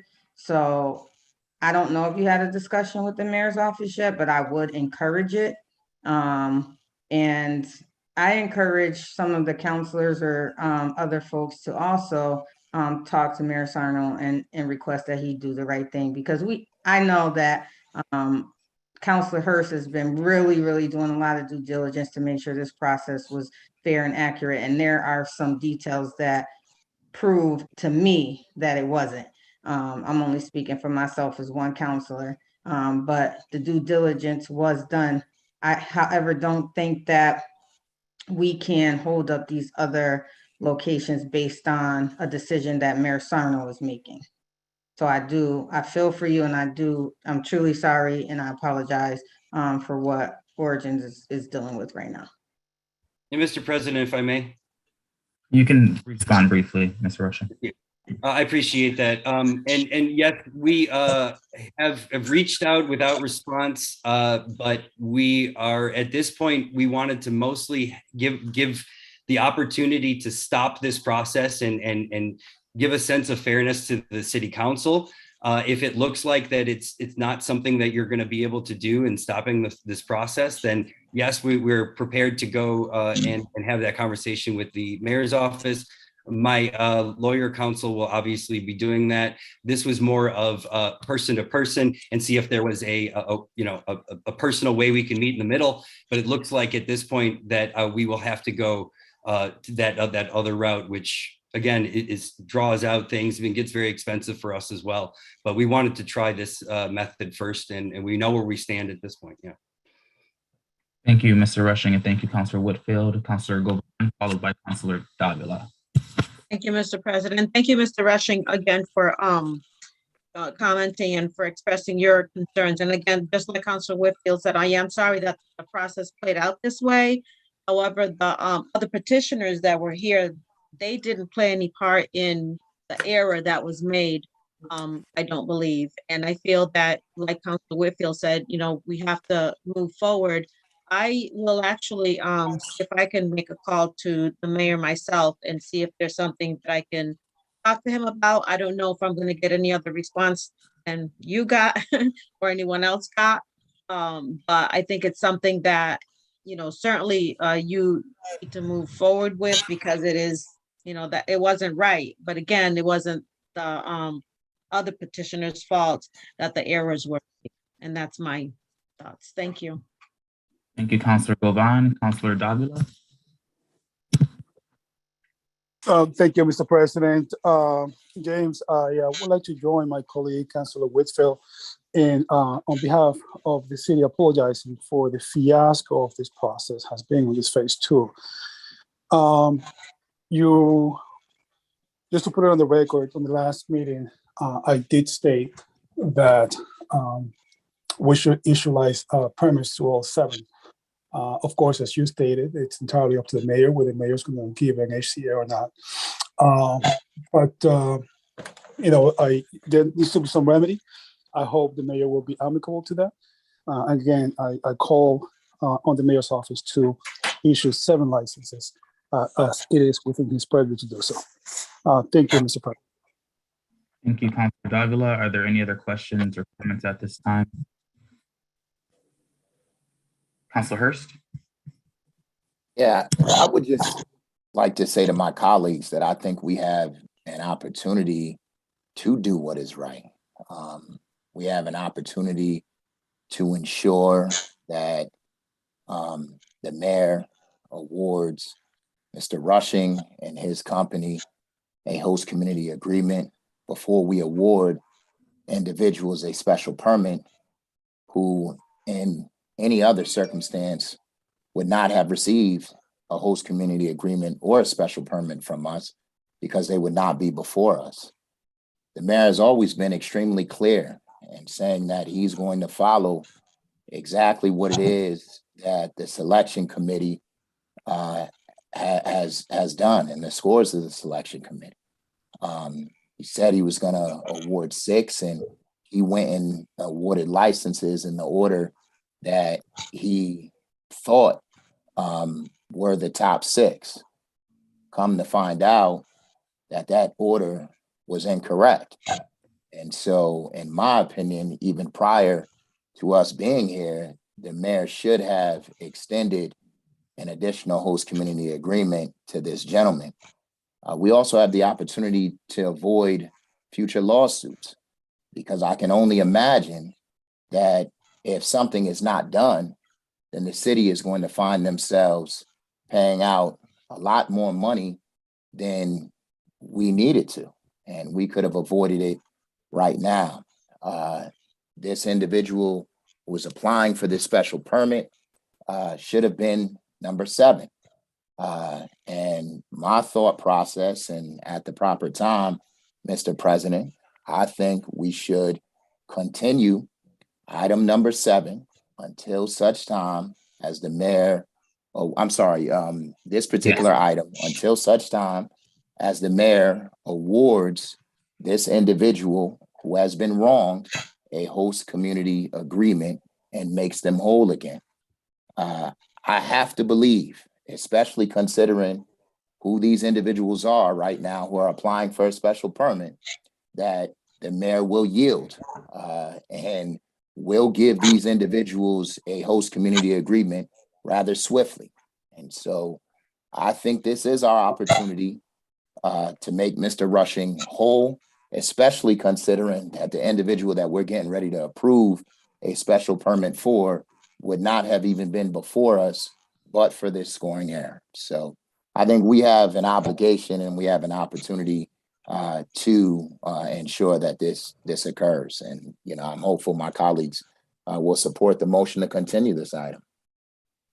Thank you, Mr. Councilor. President, I have 30 seconds.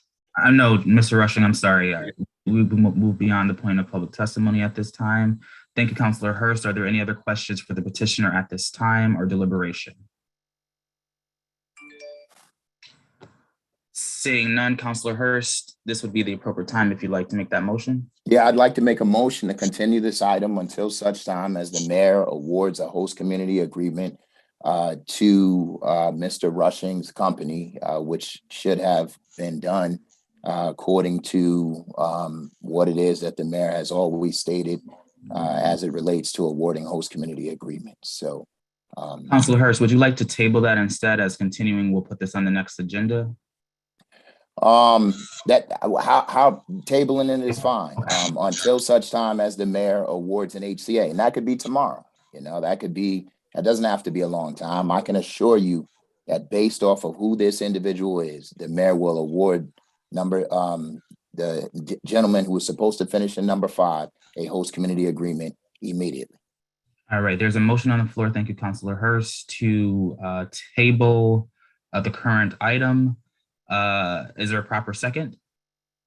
Can I ask a question before we, on the motion? Councilor Hurst, is this motion, are you going to make the same motion for the other items that are before us? No, those individuals did not finish number 6. So this particular company finished number 6, and had Mr. Rushing been awarded or been scored correctly, he would have finished in number 5. Number 5 would have finished in number 6, and this particular petitioner would have been left out. So those individuals that come up after this particular special permit finished, I believe, in the top 4, and one's a delivery license that is completely unrelated. So no, I will not be continuing those items. So as a result of this meeting, Judge Payne may change his mind about what's going to be happening in the law department. I'll support the motion. There's a proper second. Council Perez on the motion. Yes, I have a question for point of clarification on the motion. Please. So would this create a ripple effects to others? Council Perez, can you expound on that point, please? Yeah, because of the effect of the line. If we just, you know, do you understand what I'm saying? Because then it will move everyone else, you know, in the position.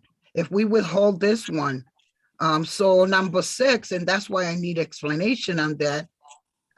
What position this particular number we're discussing? Number 5, number 6, for my point of clarification, and what happened with the others, because it does do a ripple effects to others. Councilor Hurst, would you like to comment on that? Let me just be clear. Yes, please. This particular individual, there were 6 licenses that were awarded. This particular individual should have finished in number 5.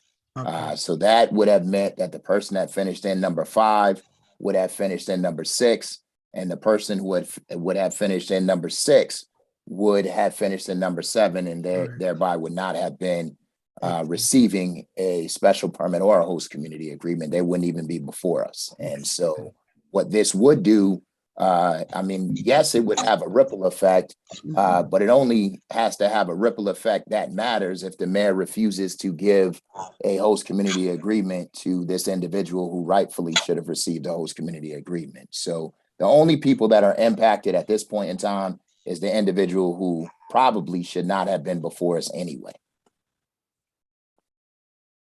Thank you, Councilor Hurst and Councilor Perez. Councilor Letterman? Sorry, Councilor Perez, were you all set? Yes, thank you, Mr. President. Councilor Letterman?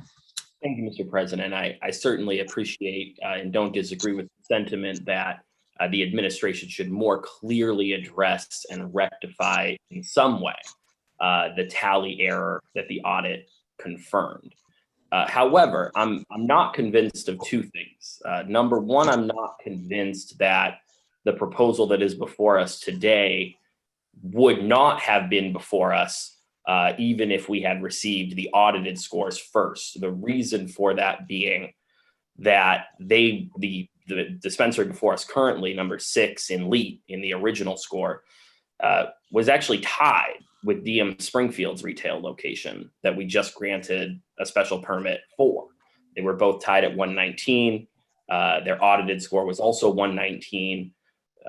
The gentleman who is testifying now, his situation was 1 point above that. And so, you know, it may have been entirely possible that we would have seen them all before us. But, you know, we can certainly go back and forth on what could have happened in that regard. But I don't think that we can, for lack of a better term, hold a special permit hostage with the condition that the administration grant a different HCA invitation to another entity. I just don't think that we can do that. I don't think we'll be on strong legal footing in doing that. I think that may result in litigation because the individuals that are before us, you know, as has been said before, you know, they're just following what the results of the process were for them. And individuals who apply for a special permit in any city in Massachusetts have a legal right to be considered in a reasonable amount of time. So while I again think that the administration should clearly address and in some way, you know, legally rectify what we've learned from the audit, I just can't support tonight holding up this particular petitioner. We didn't hold up the last petitioner. And so, you know, my vote would be against continuing this item. And that would be how I would think we should move forward in other ways of diplomacy, you know, to look at the audit issue. Thank you. Thank you, Councilor Letterman. Councilor Govan? Thank you, Mr. President. I really appreciate Councilor Hurst's passion for, you know, trying to see if we can help Mr. Rushing. However, I do have to agree with Councilor Letterman on that, you know, I don't think that it would be right to hold the next 3 items up. And we just granted a special permit for the two tied petitioners. I think it's just something that the mayor needs to do, and he should do it, because it's the right thing to do, because an error was made. And I think Councilor Hurst is right. That is his prerogative. He can decide to do that today if he wanted to. And I don't know that holding something like this up would make him do it any quicker, or it even would make him do it at all. So I would not be in favor of that motion. Thank you. Hers, would you mind yielding to Councilor Whitfield, and I'll end with you? Sure. Thank you, Mr. President. Thank you, Councilor Hurst. The only thing I was gonna say is we have a number of councilors that's abstaining, and and I'm just gonna be completely honest with the petitioner. You stand the risk of being voted down because you may not have the votes if we don't table it and give it a try. I'm just, trying to speak as clear as frankly as possible. Councilor Williams, can you just tell me how many votes is needed for this item to pass? 9. 9 votes. So you already got 2 that's not voting. So 3 more, and you run the risk of not being given a special permit. I would definitely vote to table it to give both the opportunity to get things squared away. I wouldn't want to see anyone not get a special permit. And I want to see some fairness happen with the Origins group. So that's all I really wanted to say. Thank you, Councilor Whitfield. Councilor Hurst? Yeah, I would just say give it a shot, I think we all want to see we all want to see the mayor do the right thing. And to Councilor Letterman's point, I just missed it. I made a mistake. I recognized that they both were tied, and I actually made a mistake when it came to the cultivation and versus the dispensary. And so I was looking to table both of these because, to your point, they were tied, and it didn't make sense to hold one hostage and not the other. But this particular individual who was applying for this special permit has significant influence in the city. On top of that, so much so that we're getting ready to consider approving $6.5 million as a result, I would imagine, of this individual. And so I know that if we table this item, that it will in turn force the mayor's hand, because the petitioner will force the mayor's hand to do what is right. And so, I do think this is our only opportunity. And, I just missed it early on, or else I would have tabled them both, or at least asked for folks to table them both. But I think this is the more significant one for sure. Thank you, Councilor Hurst. Councilor Perez? Councilor Perez? Yeah, I for point of clarification, so what we are approving today is the selection. My concern is this is an issue that needs to be taken up with the mayor. And like Councilor Westfield has stated, regardless of the scoring, is the decision of the mayor who he recommends for the selection, correct? Because I'm learning in the process. That's why I'm asking all these questions. So what we have before us tonight is what has been selected for us to vote against or in favor of it, correct? Yes, Councilor. So whose responsibility is the procedure that went through that we're not voting on the other one? Is our responsibility as city council, or is the mayor's responsibility? Councilor Perez, I mean, that's a subjective question. I mean, it's a matter of opinion, but I have my thoughts on that I am not going to share as the parliamentarian. Yeah, are you directing that towards anyone specifically? Yeah, well, it's a big weight upon myself as a counselor, but based on the description that Councilor Whitfield has stipulated, is the mayor's issue, is it our issue as counselor? And as a newcomer and not knowing the dynamics of the rules, I mean, it's a fair question for me to answer as a counselor. And that's the question I'm raising. Councilor Whitfield, if you'd like to speak to that. So I'm just gonna give you some facts, Councilor Perez, as I know them. The selection committee scores the applications based on the criteria that we're supposed to score. The mistake was an administrative mistake, and I'm gonna say it's the mayor's administration. It was an administrative mistake from the mayor's administration, and that's the reason that Mr. Rushing did not come in 5th place. The two applicants that we're discussing right now tied for 5th place. They would have tied for 6th place had the administrative error not taken place.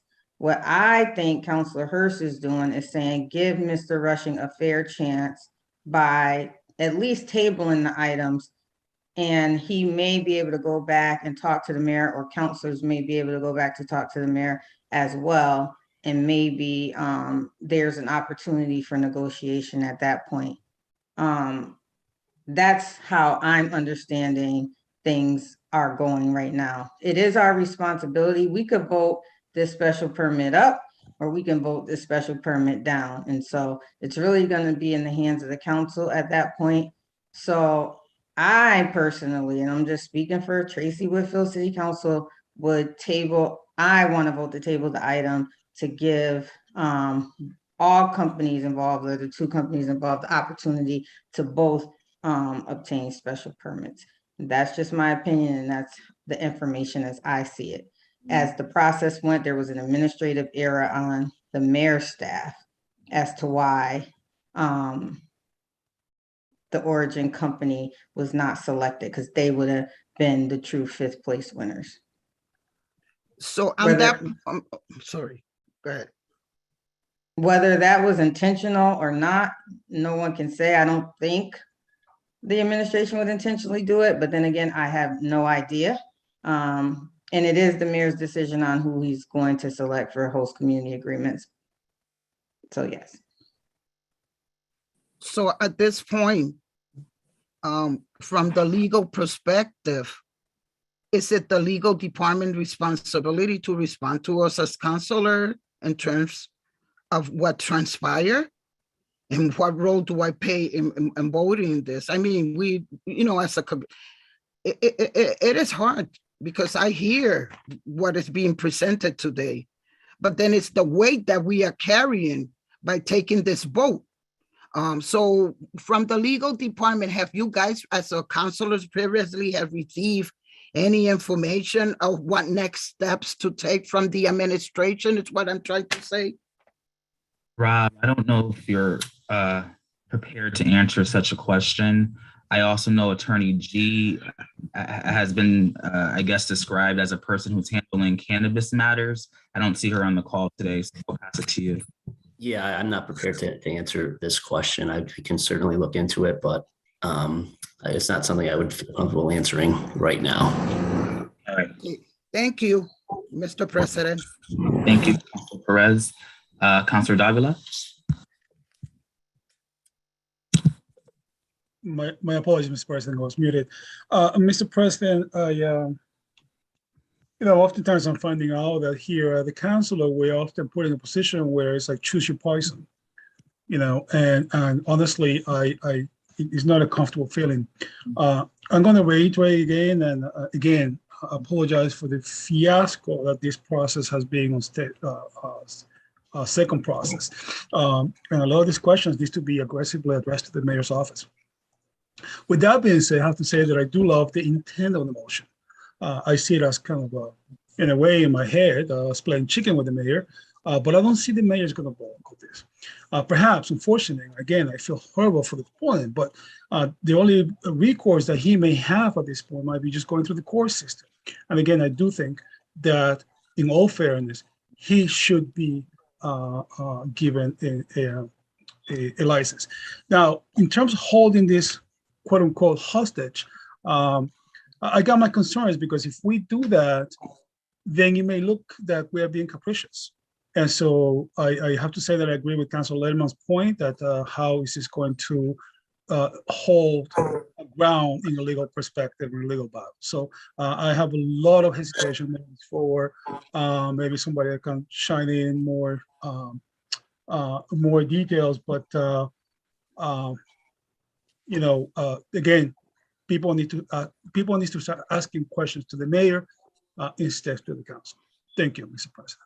Thank you, Councilor Davila. I really like to dispose of this motion, so I'll pass it to Councilor Walsh and then Councilor Hurst.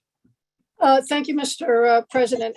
And we're at the point now where a lot of good points have been made tonight, but I think the bottom line for everybody involved is fairness, and fairness to the petitioner for the special permit for 479 Main Street, and fairness to Mr. Rushing. And my sense from this discussion, and I believe it was Councilor Whitfield who made this point, that 479 Main Street, because of this discussion and this concern, may not have the votes. And if they don't have the votes, then they can't do anything for 2 years. And if you do not feel comfortable as a counselor supporting an item, then you really shouldn't vote for it. So I think, to be fair to both 479 Main Street and Mr. Rushing, this item should be delayed so 479 does not lose their opportunity to get their license, and Mr. Rushing and the concerns he brought up has an opportunity to be heard. Because if the vote goes forward and it fails, where do they go from there? So I think 479 Main Street would be taking a big risk having a vote tonight. And we should call the question vote on tabling. Thank you, Councilor Walsh. Councilor Hurst, and hopefully I'll just conclude, and I won't say anything else. But I think when we voted to table the special permit for 299 Page Boulevard, I said then, and I'll say it again now, we did it based off of process. And so when we start talking about capriciousness, process has nothing to do with land use. And so that individual applicant could have had a significant issue, with that, especially if we come back and for whatever reason, it's not approved. That delay was solely over process. But we wanted to make sure that we had a legal opinion and we got it right, and we at least gave folks the opportunity to explain more to us. I don't think we're doing much different here. I think right now we're giving the mayor an opportunity to do what we all know is right. And so I think at the very least, we should allow him to have that opportunity. And again, I go back to the applicant. The applicant, above all else, can single-handedly put the pressure on the mayor. He's done it before, and I know he can do it again because he wants to see his approved. There's no doubt about it. Thank you, Councilor Hurst, and hopefully, lastly, Councilor Letterman. Thank you, Mr. President. I certainly respect all of my colleagues, but I will say I do think the two are just slightly different. I won't debate it now, but two very different reasons were given for why the tabling or continuance would occur. We are sitting as a quasi-judicial body when we grant special permits, and while we certainly can vote however we feel, the vote has to be based on legally permissible evidence. And if it is not, while a permit may go down, the recourse for the petitioner at that time is through the courts. And in that regard, as we've considered many special permits in the past, my concern has always been that as much as possible, we vote based on the facts before us. It just does not seem appropriate or legally permissible to me to play it fast and loose and put an ultimatum on the table related to a land use issue saying we will hold this until this other person gets what we think they deserve. It just does not seem like it'll work for me. legally, and so I cannot support it. And I would urge us as a body to vote the motion down. Thank you, Councilor Letterman. There's a motion on the table. Councilor Davila, briefly, please. Are you recognizing me? State it, please. Who's that, Mr. President? Who did you recognize, sir? Councilor Davila.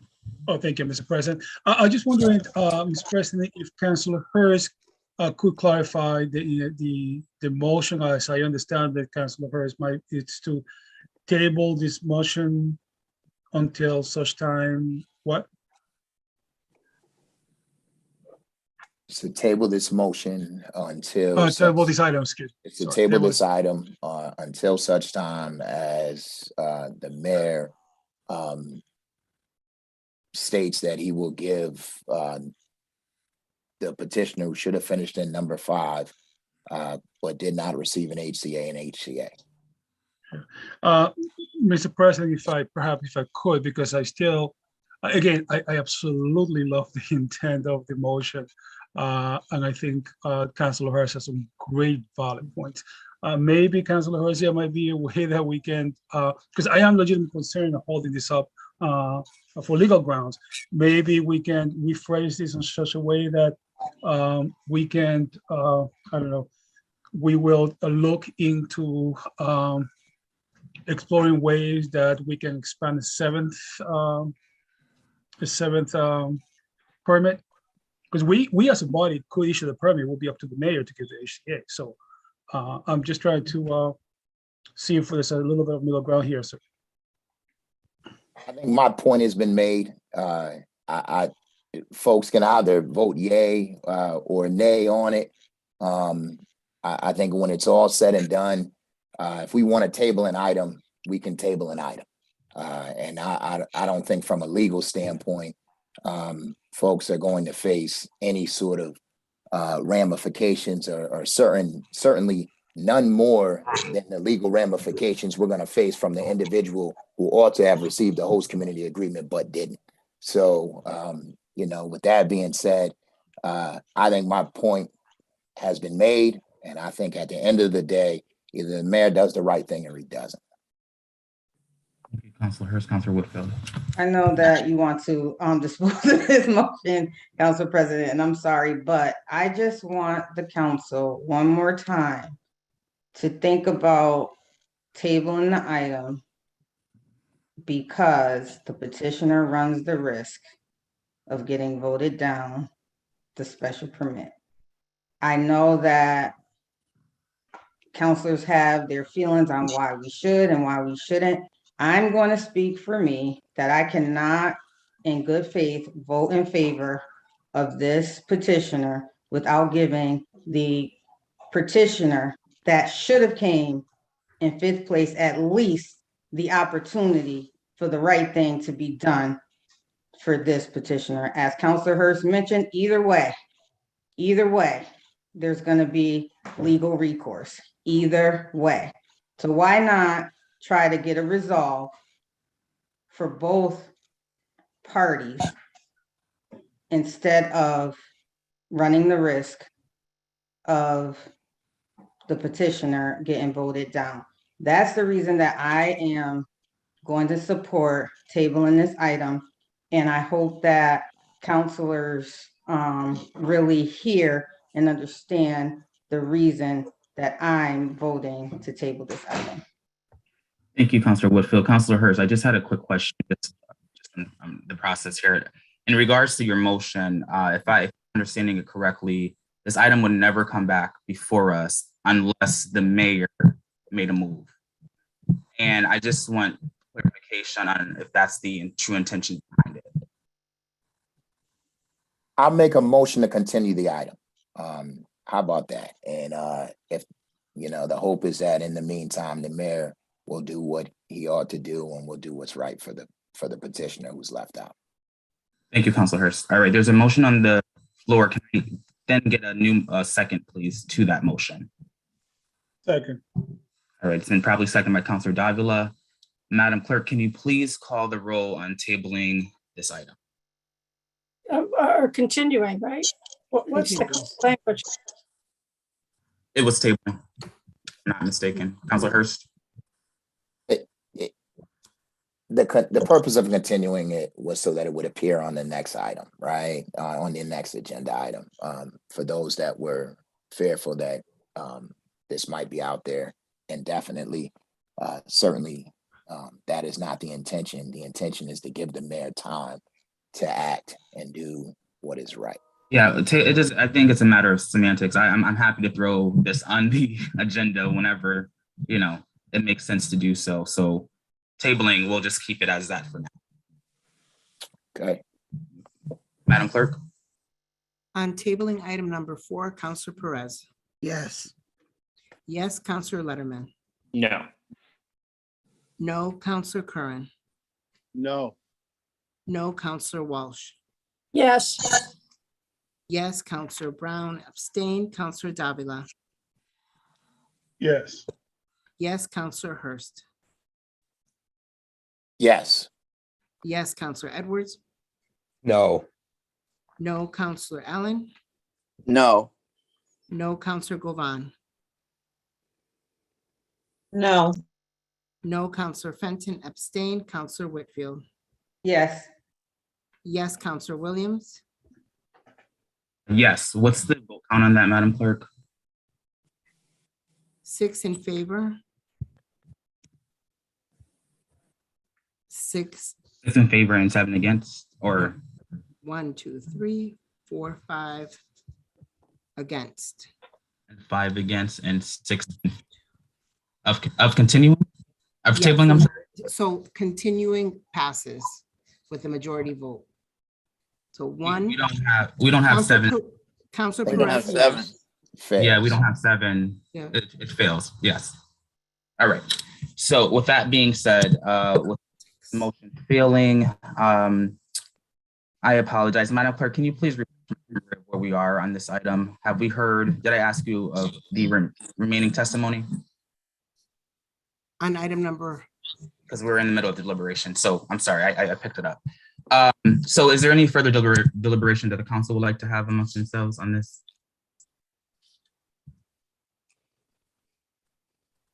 All right, seeing none, the hearing is now closed. At this time, I will entertain a motion to approve the special permit. So moved. Motion made by Councilor Davila Second. and seconded by Councilor Govan. Madam Clerk, can you please call the roll to approve the special permit? On approving the special permit, Counselor Perez. Yes. Yes, Counselor Letterman. Yes. Yes, Counselor Curran. Yes. Yes, Counselor Walsh. Yes. Yes, Counselor Brown. Abstain. Counselor Davila. Yes. Yes, Counselor Hurst. Yes. Yes, Counselor Edwards. Yes. Yes, Counselor Allen. Yes. Yes, Counselor Govan. Yes. Yes, Counselor Fenton. Abstain. Counselor Whitfield. Yes. Yes, Counselor Williams. Yes, the special permit is approved. Sorry, Councilor Perez, on the reasons for approval, please.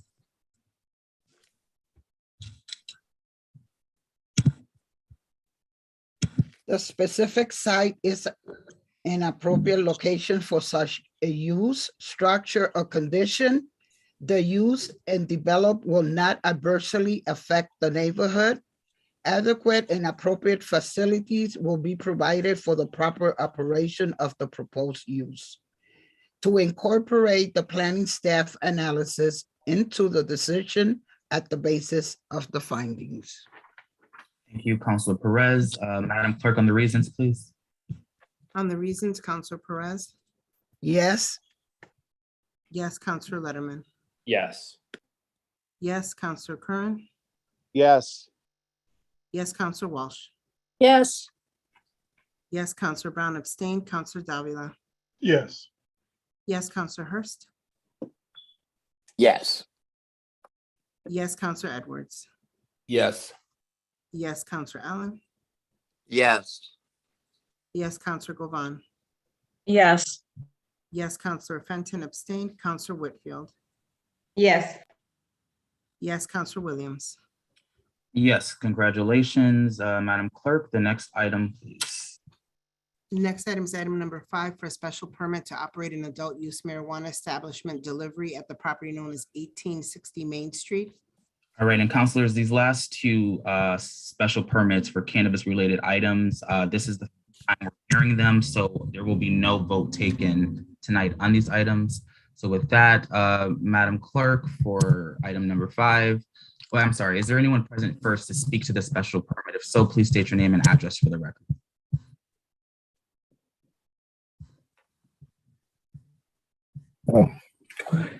Hello, Fred Schubert for Tree and Brick. Yes. You have the floor. Okay, I'm here for Tree and Brick for a delivery special permit for 1860 Main Street. We're going to be serving the greater Springfield area in Western Mass and looking for a delivery license for 10 a.m. to 9 p.m. So is there any questions from the council? All right, thank you, Mr. Schubert. Before we get into any questions, Madam Clerk, have we received any testimony for those in favor of the special permit? We have not. All right, have we received any? We have not. All right, at this time, I will accept any questions for the petitioner, Councilor Walsh. Thank you, Mr. President. Mr. Schubert, can you just elaborate a little more on what the delivery, does that mean you'll be delivering or people will be delivering to you? What does it mean exactly? Well, we have a courier license and we're going to be delivering to homes based on a call-in order, online ordering system. And most of our deliveries will be after 5 p.m. when most people are home to receive their deliveries. And going from there, and we're looking to have at least 8 employees to start, because you got to put these deliveries together and then you got to load up the trucks to get them out. And we're going to have 2 trucks to start and go from there. I mean, we've had such various discussions tonight, but it sounds like DoorDash. I don't know. Yeah. Yeah. What Yeah, it's going to be. But I'm supporting it. And I hope you're successful there. Yeah, it's more of an Amazon model, just delivering packages and have our body cameras on and so forth. So we'll be ready. Anyone else? Thank you, Councilor Walsh. Just as a point of reference for the body, just on the comedic side, I can recall asking about delivery and cannabis when we first started talking about this new process, and the majority of my colleagues laughed at me, and here we are. Councilor Whitfield. No, my question was the exact same as Councilor Walsh. I just wanted to know, Amazon delivery, Amazon use different retail locations. Is that going to be the same for you, or are you just going to use one retail location's products? On one retail location, that's going to be at 1860 Main Street. And it's a wholesale delivery license. I said carrier before. All right, thank you. Yeah. You answered my question before, so I forgot to put my hand down, but thank you. Okay. Thank you. Thank you, Councilor Whitfield. Councilor Davila. Thank you, Mr. President. To point of information, is this the first time this appears in the agenda? Yeah, Okay. Councilor, it got continued the first time, so it is officially the first time, yeah. I understand. Good evening, Mr. Schubert. Welcome to this humble chamber, sir. And I find your concept, your business concept, quite intriguing, may I say. If some quick questions. I believe you want to be located at 1860 Main Street in Springfield. There's an old bank there. Is The that correct? Republican bill. Oh, sorry, I'm sorry. I apologize. Yes, the Republican bill. Okay. Now, delivery, is that going to be delivered to who? Only retail? There will be a hybrid concept. It's only retail. No, residentials.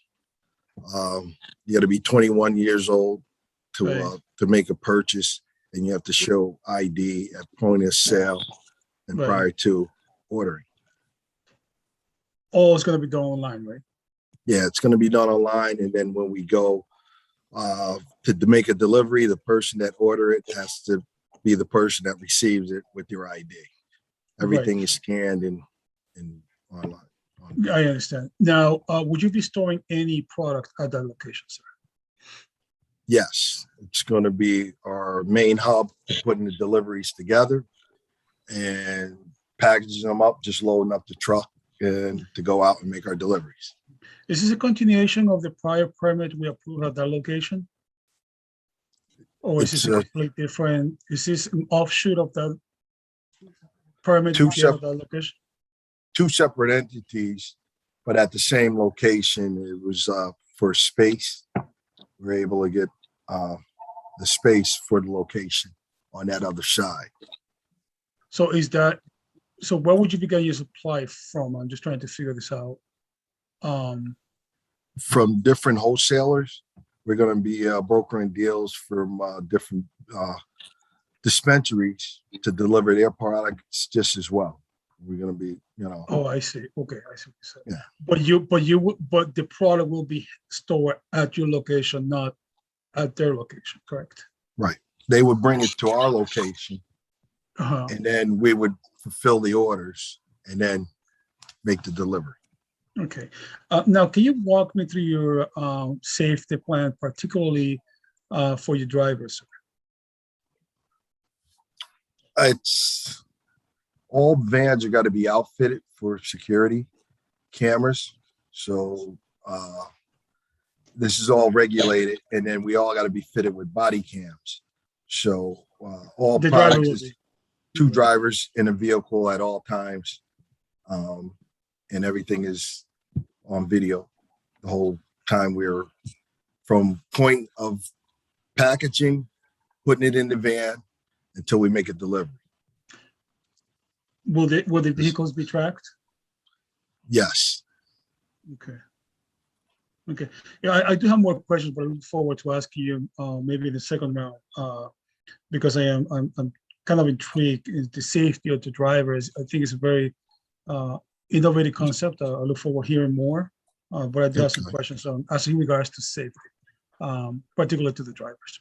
Thank you, Mr. Sherwick. Thank you, Mr. President. All right, thank you, Councilor Davila. Councilor Letterman, I saw your hand up in the queue. Did you still have a? No, Mr. President, my initial questions were addressed. Okay, Councilor Govan.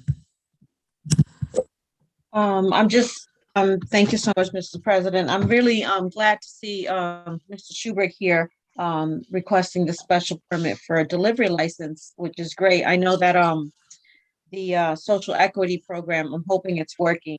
My question is based on, again, I had a security question, but Councilor Davila asked it. How many employees are you going to have?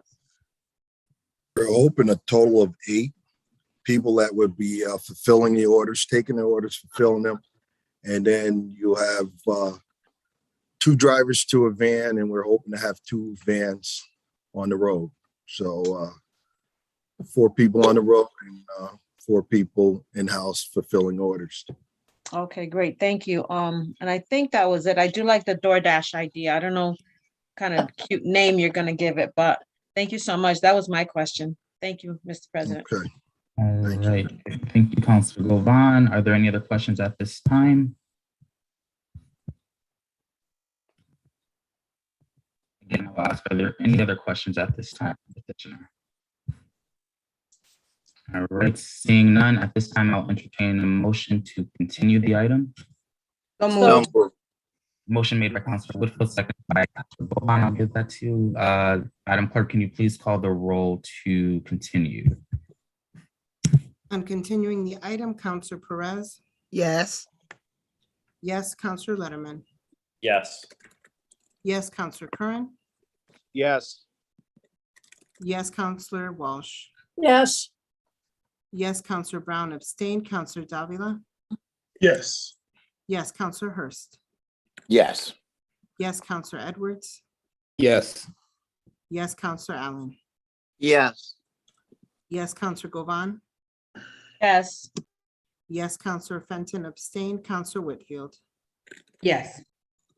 Yes, Counselor Williams. Yes, yeah, it has been continued. Madam Clerk, the next item, please. Next item is item number 6, which is for a special permit to operate an adult use marijuana establishment storefront retail at the property known as 587-595 Main Street. All right, is there anyone present to speak to this special permit? If so, please state your name and address for the record. Ryan McCollum, 12 Long Meadow Street, Long Meadow, Massachusetts. Thank you, Mr. President. I'm looking at the clock and it's obviously been a long night. We have a presentation. It's a rather somewhat extensive presentation. I'm asking, we sent it to everybody. So I don't know, in the interest of time, I know you have some other items. If you want to look at it on your own time, or you want us to make the presentation here tonight, but the whole team's on, including Brittany Bennett and Travis Best, who are two of the owners and local folks. But we have our whole team on ready to give that presentation, unless you think you all can do it yourself or read it yourself. Mr. McCollum, I appreciate that. Yes, in the interest, it has been a long night, but you do have actually 2 bites at the apple to be heard, as this is not the night that you'll be voted on. So if you'd like to make a more condensed presentation, I think that would be appropriate. Tonight, right now? Yes. Okay. So Meg is gonna lead us, Meg Nash, and we'll go as fast as we can, but still maybe answer some of the questions you might have throughout the presentation. Appreciate it. Thank you. Hi, everyone. My name is Meg Nash. I hope everyone can hear me. I'm sorry. Can I just have everyone who's going to speak, please state your name and address for the record? Sure. Margaret Nash, 33 Guilford Road, Hingham, Mass. And then Brittany and Travis, I don't know if you want us just to get that out of the way now. Hi, Brittany Bennett, 45 Willow Street, Springfield, Mass. Thank you. Mr. Best. Hi, I'm Travis Best, 703 Bradley Road, Springfield, Massachusetts. All right, thank you. Thank you, everyone. My name is Meg Nash. I am from the law firm of Vicente Cedarberg, and I will be presenting Lemonade Springfield LLC's special permit tonight. They are planning to operate under the DBA Cookies in Springfield. So you will hear us using the name Cookies throughout the presentation, as that will ultimately be the entity, the DBA name. As Ryan mentioned, we have the whole team here tonight. So we're really excited to have an opportunity to present our proposal to the City Council. Cookies was originally founded back in 2015 in California, and despite humble beginnings, has grown to have a national footprint where they currently operate in 7 distinct jurisdictions with more than 30 cannabis licenses. It's also home to the #1 selling cannabis products in the nation.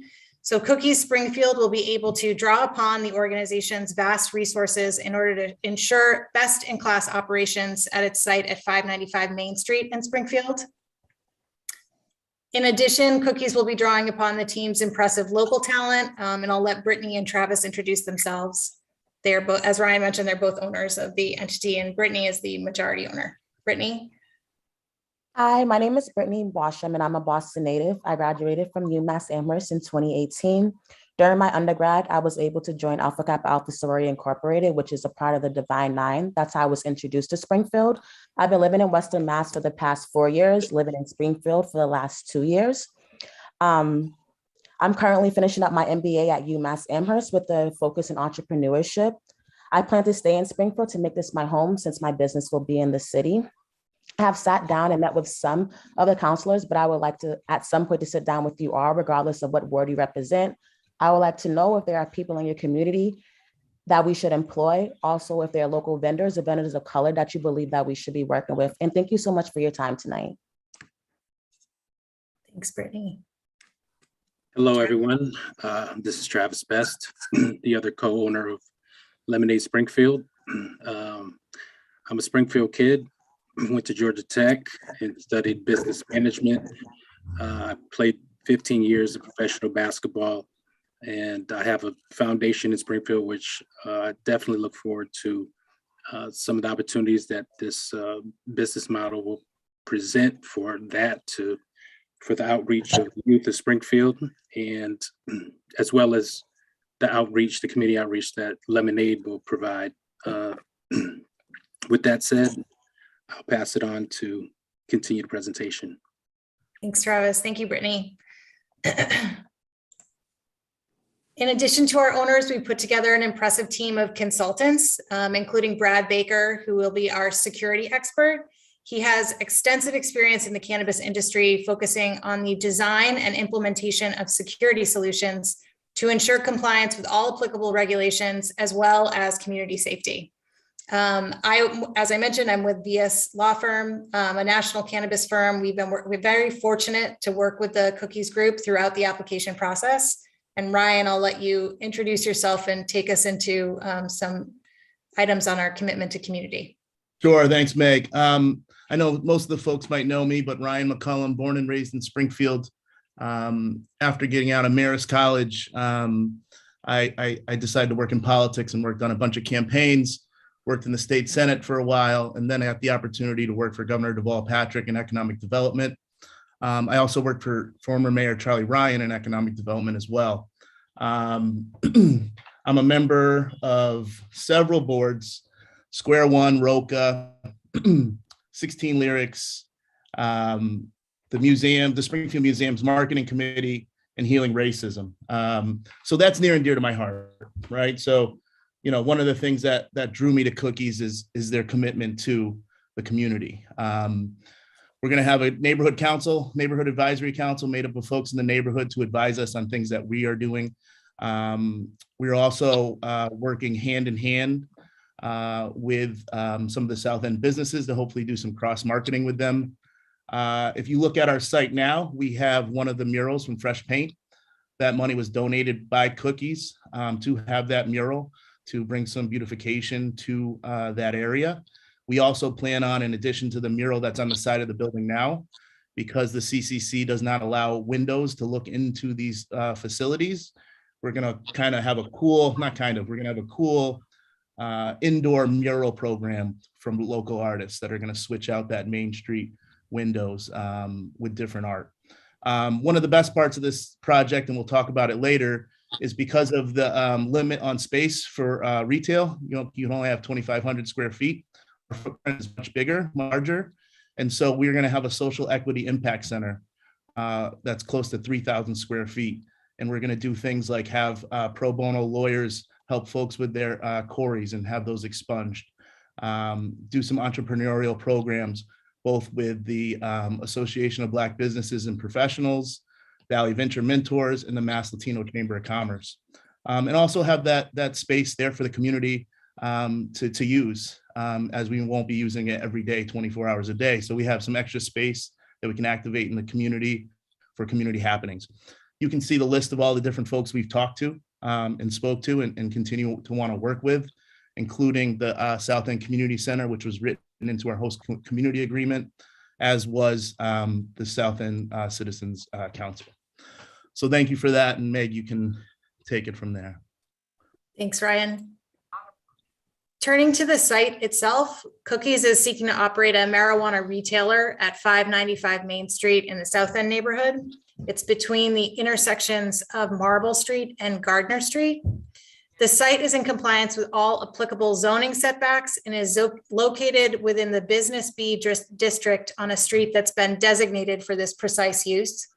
I wanted to bring up the fact that was raised earlier about whether this was a single or individual parcel with respect to kind of the residential buffer zone for 50 feet. If you'll bear with me for just one moment, I can share a copy of the recorded plan merging the parcels. And this was recorded in 2019, well before the RFP response was submitted. So we don't anticipate that there will be any issues with respect to sort of the one parcel versus two parcels issue and with respect to kind of the buffer for residential zones. Let me just get back here. But we're happy to discuss that further afterwards if that would be helpful for the council. The property is also located within 1 block of the G1, G2, and 92 bus stops, and so it will be accessible by many means. As shown here, Cookies has leased a total of 10,000 square feet, which will include 7,250 for the entire retail operation and approximately 2,000 square feet for public on the sales floor. The separate tenanted space will be the Social Equity Impact Center, as Brian mentioned. This site is substantially larger than a lot of other sites we see in the industry and allows for 43 parking spaces, 35 of which will be reserved for customers. There are also 3 accessible spaces. And given the size of the site, we do not expect any problems in terms of accessing it from vehicles or pedestrians, especially given that there's multiple points of egress to avoid congestion and the fact that it is in close proximity to bus stops servicing Springfield and the surrounding area. This next slide just shows the site plan in a little bit more detail. As you can see, Cookies' proposed entry for vehicles will be through a new curb cut that will be 23 foot wide on facing Main Street, which will allow for both ingress and egress. There's also egress at the rear of the facility that will go out to Marble Street. And there will be appropriate signage and markings included so that all vehicles will have clear direction on the flow of traffic. Cookies has been very thoughtful with respect to this layout and has considered feedback from the community in terms of locating an exit from the premises here as opposed to over the adjacent property. And we've even commissioned a study from engineer Tony Capicetti, who's opined that this is the preferred entrance and exit for the site for multiple safety reasons, including the fact that this will create a perfect 90 degree angle for cars that are entering and exiting, as opposed to a what would be approximately a 72 degree angle were there to be an exit over the adjacent property, which negatively impacts sightline. The property itself also includes a secured and fenced in delivery area and secured and fenced in dumpster to ensure that transport vehicles will have easy access and safe access to the site and to ensure that all waste will be disposed appropriately. The lighting will involve both wall lights on the building as well as pole lighting and ensure that it's downcast to eliminate light pollution. And there will be significant landscaping improvements around the facility, including here at the kind of buffer between the adjacent properties in the back. Cookies will also revitalize the facade. It already has the murals up as discussed, and the exterior will include very discreet signage, just the letter C, and will not include any reference to cannabis or neon lighting. These signature design elements will be carried throughout the interior of the facility as depicted in the renderings shown here.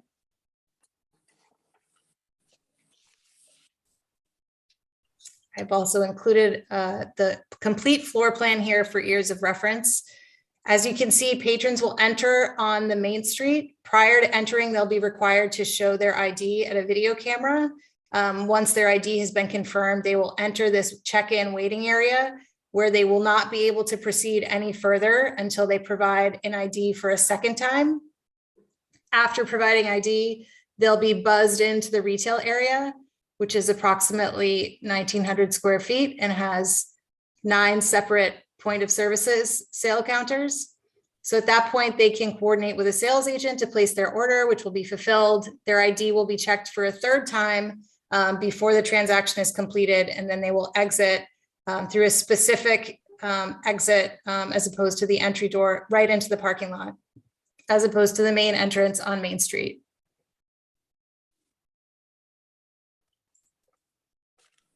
Brittany, can you take us through our Social Equity Impact Center? Yes. So my favorite part about the whole project is the Social Equity Impact Center. We're very deliberate about its name. We plan to have an impact in the community. We will do so by setting aside 3,000 square feet for the center. The center will be used for multi-purposes. One of the purposes is the space will serve as a training center to assist Springfield residents and reducing the barriers to enter in the cannabis industry, identifying future employees, and providing access to the Green Flower Workforce Development Platform Program. I envision that some of our first events that we will have in the center to be recruitment events. We look forward to employing as many people who live in the direct vicinity as possible. There will also be networking sessions and industry events held in the space, as well as office hours with experts that will assist with revising and drafting resumes, business plans, or compliance materials. We will provide free office space to business owners and entrepreneurs in the area, and the space will also serve as a community meeting space and will be available to others as needed.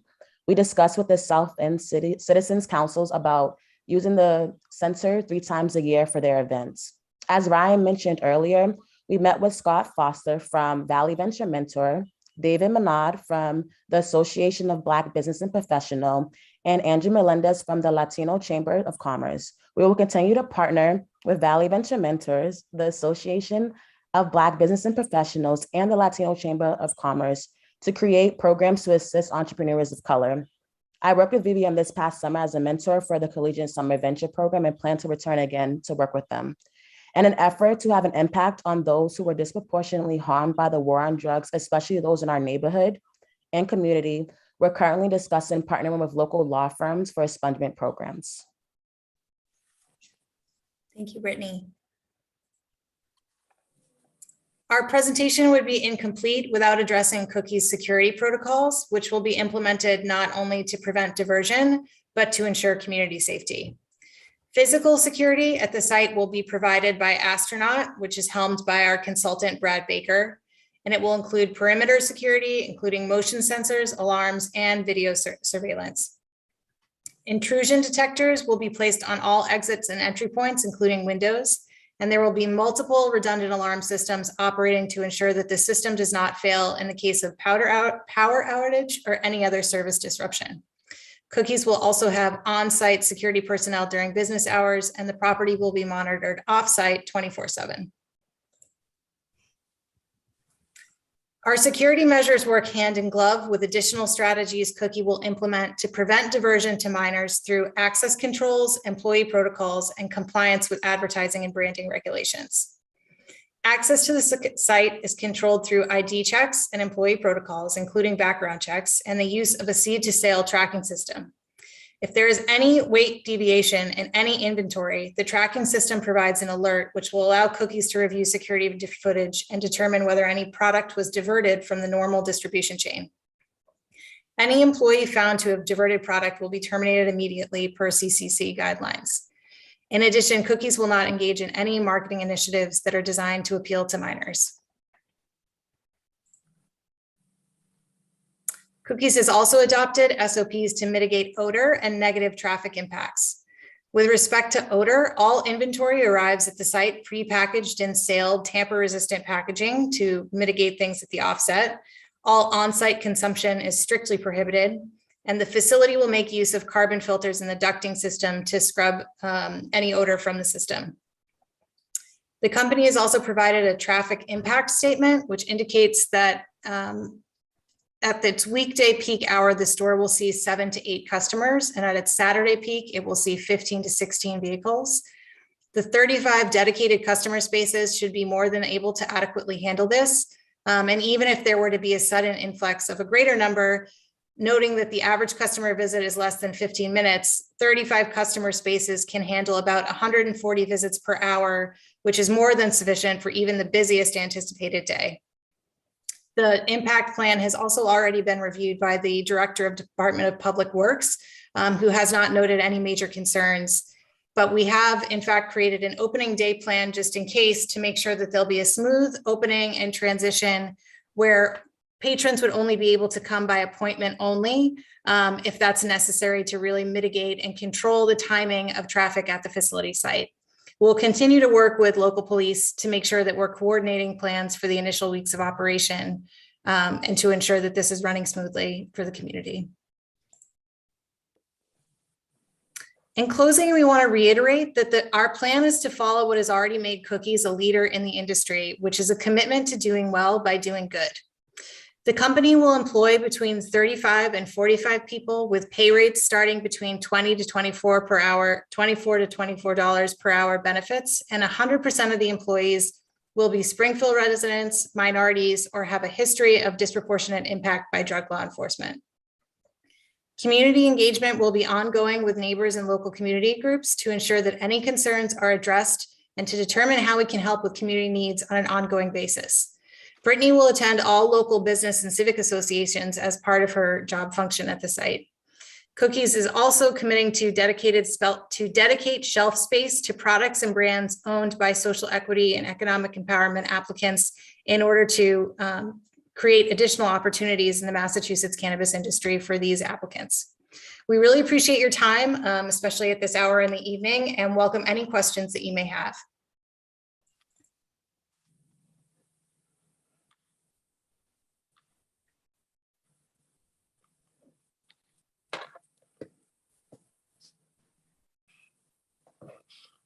You're muted, Counselor. Thank you, Counselor Whitfield. With that being said, Madam Clerk, have we received any testimony for those in favor of the special permit? We have not. All right. Have we received any testimony for those in opposition? No, we have not. All right, Counselor Whitfield, I'll pass it to you. Thank you, Mr. President. I am so tired, guys. Ryan and Brittany and Margaret and Travis, and I don't know who else I'm missing, but what an amazing presentation. You had me at social equity facility. Yeah, you won me.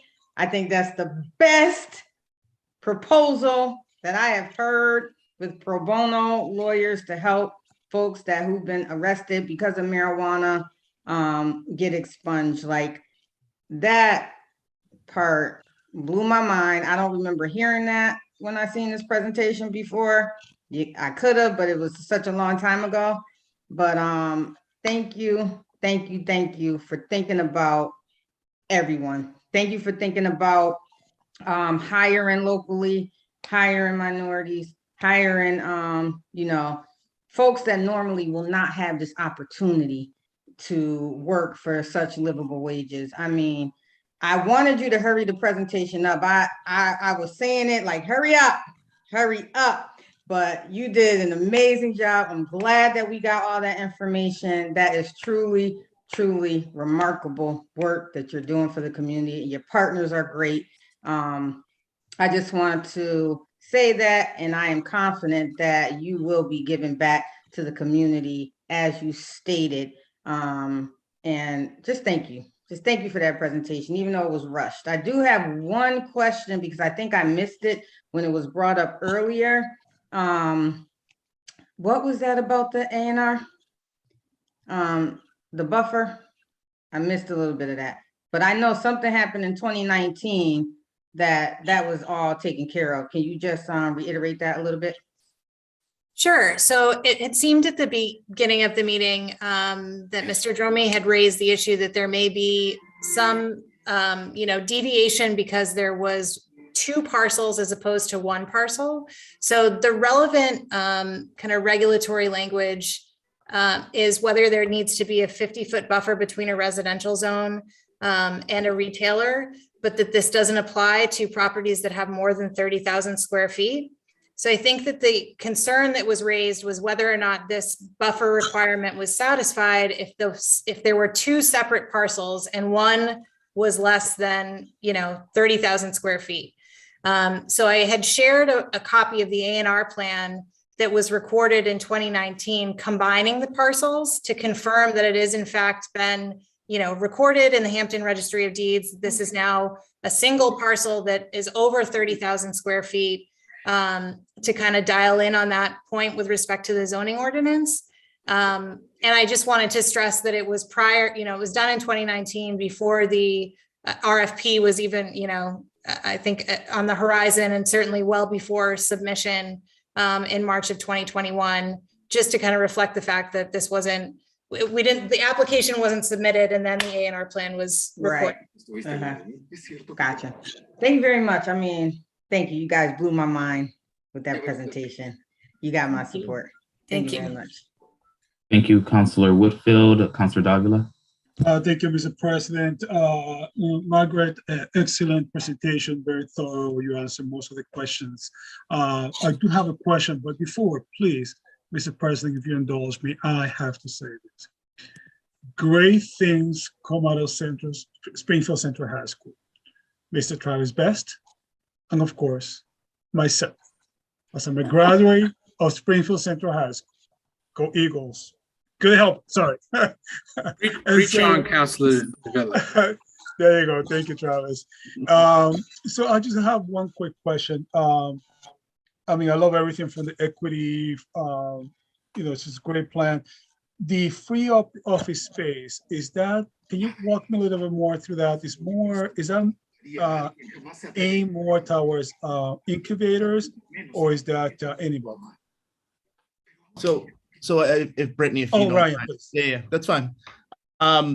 So our thought is first satisfying folks around the social equity, economic empowerment piece, right? And so folks who want to be in the marijuana industry or the cannabis industry and have barriers, right? And so they're doing a lot of things to help those folks, but then capital is an issue, or just knowing the language is an issue, et cetera. And so that's our first focus, but we're not sure that that's going to fill up all the time, right? And so that's why we partnered with Valley Venture Mentors, the Mass Latino Chamber of Commerce, and the Association of Black Businesses and Professionals. So if somebody comes there and we have the space and they have some other kind of startup idea, and they think they could use our expertise, or they need the space, those are some of the folks that we would want to help. So it's not exclusive for the cannabis folks, but we want to focus on those folks. Thank you, Ryan. Thank you, Mr. President. Again, Margaret, quick presentation. Thank you. Thank you, Councilor Davila. Councilor Govan, followed by Councilor Walsh. Thank you, Mr. President. Thank you, guys. This was an amazing presentation, and I really love the social equity piece of it. Goes straight to my heart. My question was, I missed how many employees you guys were going to have. We expect it will be 35. Oh, I'm sorry, Brittany. So it was expected as 35 to 45 employees. Oh, that's great. That's a lot of employees. That's amazing. And I really love the other pieces that you guys are putting around that. The South End is going to be very blessed if you guys get open. Thank you. Thank you, Councilor Govan. Councilor Walsh. Well, I would just like to say that if we're passing out kudos to Central High School, who won the state title? The Central girls team. So I think we got to make sure I'm happy to mention men's basketball, but it's the women who won the title. Thank you, Councilor Walsh, and they deserve a better bus. I will say that, but that's just another topic. Councilor Letterman, I'll pass it to you. Thank you very much, Mr. President. Thank you to the petitioner for the detailed presentation. I simply was going to add to Ms. Bennett, go UMass. That's all I have this evening, but I might have more at our next round, but thank you very much. And I just figured, while we were on the topic, we would put that out there as well. Thank you, Councilor Fenton going to give me a go Cathedral at some point? No, he said go Friars, go Providence. Sweet 16. Thank you all. Councilor Hurst.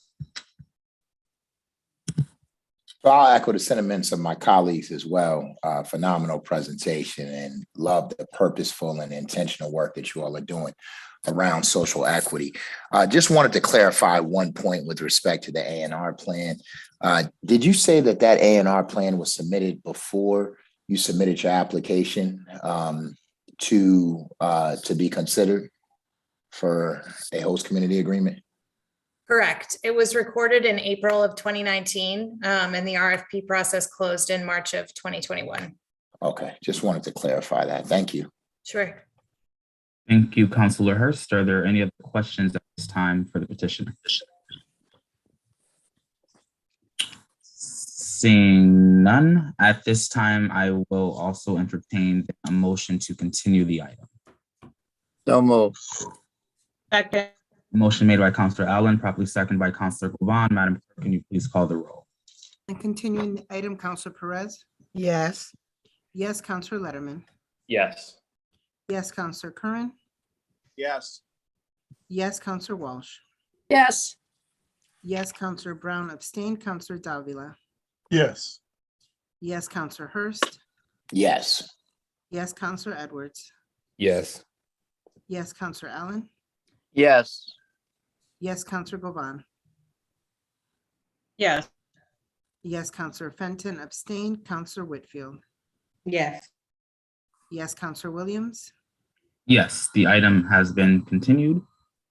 All right, at this time, Madam Clerk, then, can you please call the next item before us? Councilor Fenton, I see your hand in the queue. Thank you, Mr. President. If there's no objection, could we please take item number 13? I think it's a time-sensitive item that if we don't take it, might not be gotten to tonight. Okay, with no objection, we will take item number 13 at this time. Madam Clerk? Item number 13 is free cash to 13-31 Elm Street project in the amount of $6.5 million. All right, is there anyone present to speak to this? Please state your name and address for the record. Yes, Mr. President, Tim Sheehan, Chief Development Officer for the City of Springfield, 26 Eckington Street, Springfield. The 1331 Elm Street redevelopment project seeks to redevelop a building that has been vacant for 30 years into a mixed-use development incorporating residential rental units and 12,000 square feet of activated ground floor space. 15 of the 74 units will be workforce housing. As I indicated, this building has been empty for quite some time and it is in a serious state of deterioration. The city's attention to the redevelopment of this building most recently came through the Urban Land Institute study for Springfield in 2006. ULI's mission is to shape the future of the built environment for the transformational impact in communities around the world. The organization specializes in real estate and urban development, and they specifically called out this building in that study as an ideal opportunity for the city to advance. The redevelopment, according to ULI, would capitalize on the investment to develop the Mass Mutual Center and appropriately complement the courthouse, City Hall, Symphony Hall, and the church that currently surrounds Court Square. The project is looked upon as a catalyst for additional development within the Main Street Convention Center master plan area and would solidify connections between Court Square, Symphony Hall, MGM Springfield. What actions did the city take in response to ULI? The property was put out for an RFP in 2008. A developer was selected by the Springfield Redevelopment Authority. From that RFP, unfortunately, that status lapsed. The SRA engaged with the previous respondents and that determined that there was current interest. There were two, and ultimately the SRA advanced incrementally with Opal in 2010. Wind Development entered into the project in 2017 as a partner, and 31 Elm Street LLC was formulated, and that entity was assigned preferred developer status by the SRA. A memorandum of understanding between the city of Springfield, the SRA, and 31 Elm Street LLC was entered into by the parties in 2017. The city's initial commitments to the project, the SRA agreed to sell the building to the developer for $1, and the city agreed to fund $4 million to undertake the remediation and stabilization of the building prior to closing. How did 1331 LLC advance the project? 1331 and the team advanced the necessary pre-development work and assembled the remaining pieces of the project's capital stack through 2018 and 2019. Through 2020 and into 2021, additional modifications were made to the project by the architect with an intent of reducing project costs, and additional funding sources were being sought throughout that time frame. In the first quarter of 2021, the structure was in place for the additional investments coming into the project from Mass Housing, MGM, Mass Mutual. This was at the height of COVID when institutional financing commitments to new real estate projects were rare. At this point, 1331 LLC believed that they had the necessary funding to complete the project based on estimated costs and advanced towards selecting a general contractor. Ultimately, Fontaine Construction was selected as the GC by 31 Elm LLC. In advancing the project towards commencement of construction, Fontaine, in conjunction with the project team, undertook a host of tasks, including the successful negotiation and execution of a project labor agreement, assuring that the project would be all union. Dozens of site visits were done with local subcontractors, materials suppliers, and tradespeople to review the details of the building, including roofing, masonry, carpentry, and facade.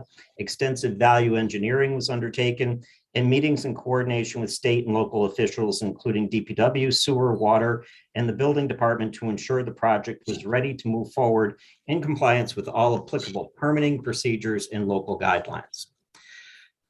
In late 2021, Fontaine informed 31 Elm LLC that the project was facing headwinds based on the current and anticipated future market conditions, including continued increases in material and commodity pricing since the earlier budgets were created in midsummer of 2021. The larger impacts included the cost of metal. Steel costs increased more than 200% and continued rising. Aluminum, copper, and other commodities also increased. This increased the cost of critical materials, including windows, steel studs, aluminum storefront, curtain walls, copper wire, piping, light fixtures, appliances, doors, and hardware, and many other items. What's the result of these impacts and how can they be mitigated? The project now has a $13 million gap. 31 Elm LLC has worked with the state via Mass Housing for additional investment in the Secretary of State's office for more historic tax credit allocations. No additional allocations of historic tax credits came through, and Mass Housing remained committed to the project, but they weren't moving forward with covering the full gap. Nobody, including the developer, thought that the project would be in this position, but it has been due to the COVID market conditions, and the project structurally does not have the luxury of waiting these conditions out. How does the city know that the gap is real and that it can't be resolved by the private parties? The project redevelopment numbers have been fully reviewed, not just by city staff, but in addition, staff from the State Office of Administration and Finance and by Mass Housing, which finances housing development across the state. All parties believe that the current development numbers are credible. Why should this appropriation be approved? These buildings are some of the oldest and most beautiful in the city, and they cannot be replicated. Many talk about the importance of historic preservation and housing in the downtown. This project incorporates both. The protracted vacancy of the buildings and the lack of general maintenance over the decades has put them in a significant structural risk. If construction is not advanced soon, they have a very limited lifespan left for redevelopment. The SRA currently owns the building, and their structural integrity becomes more and more, compromised, the associated risk and liabilities associated with the buildings grows for both the SRA and the city. Mr. Sheehan, I hate to interrupt your testimony. I'm done. It is 10 o'clock. No, I appreciate it. It's 10 o'clock, Councilor Whitford. I know your hand's in the queue. The Rule 54 has gone into effect. So at this time, what I'm going to ask for is to see if any councilor has a motion to extend the meeting for a specific period of time. And after a proper second, we'll have a roll call vote on that. And it's unanimous support is needed to actually make sure that we do it within that amount of time. If it fails, then what will happen is the items that we have not reached yet will be continued on the next agenda. So at this time, I'm going to ask if there is a motion to extend. Councilor Whitfield, I know you've had your hand up. I'll pass it to you. No? Okay. Councilor Fenton? I make a motion that we extend the meeting to the earlier of 10:15 or the conclusion of this matter, whichever comes first. Is there a proper second on Councilor Fenton's motion? Second. I'm sorry, who was that, Councilor? Ada. Okay. Counselor Govan gave a proper second. Madam Clerk, can we please have a roll call on that vote, on that motion? Mr. President, I had a question. Counselor then Counselor Walsh. I'm sorry, Counselor. So the motion is to discuss this item 13 Yes. and in the meeting? Yes, that's Counselor Fenton's motion. Before I do that, I don't know if Bill Mahoney is still with us. What happens if we don't vote tonight on the collective bargaining agreement? Mr. President, this is TJ Plant, City Hall. There's no issue if we have to table that ratification of the contract. We'll be able to deal with it at the next meeting. Yep. Yes. We'll be able to deal with it at the next meeting? Yes. Yep. Thanks, Bill. Okay, because I think that's also a very important issue and many people are waiting to see what happens. Yeah. Counselor Davila. Mr. President, I just have a clarifying question. On this particular item, is this a second bite of the apple or is this we continued this from the last meeting too, didn't we? No, this is an order, Counselor. So the order. But this was on the agenda before. We didn't get to it, correct? it was continued, I believe. Yes. That's Mr. Sheehan. I remember him not being available during that, so it was continued. It was continued. All right, thank you, Mr. President. Counselor Curran. Just to Counselor Fenton's motion, Counselor Fenton, would it be more appropriate just to debate this issue until the conclusion of the issue rather than the 10:15 mark? As I think we probably will go past 10:15. There's a lot of people, a lot of counselors will have opinions on this issue. That's fine. I'll amend the motion just to address this one issue, the conclusion of this item. That's all. Motion's on the floor. Can I then have a new second, please, to that motion? Second.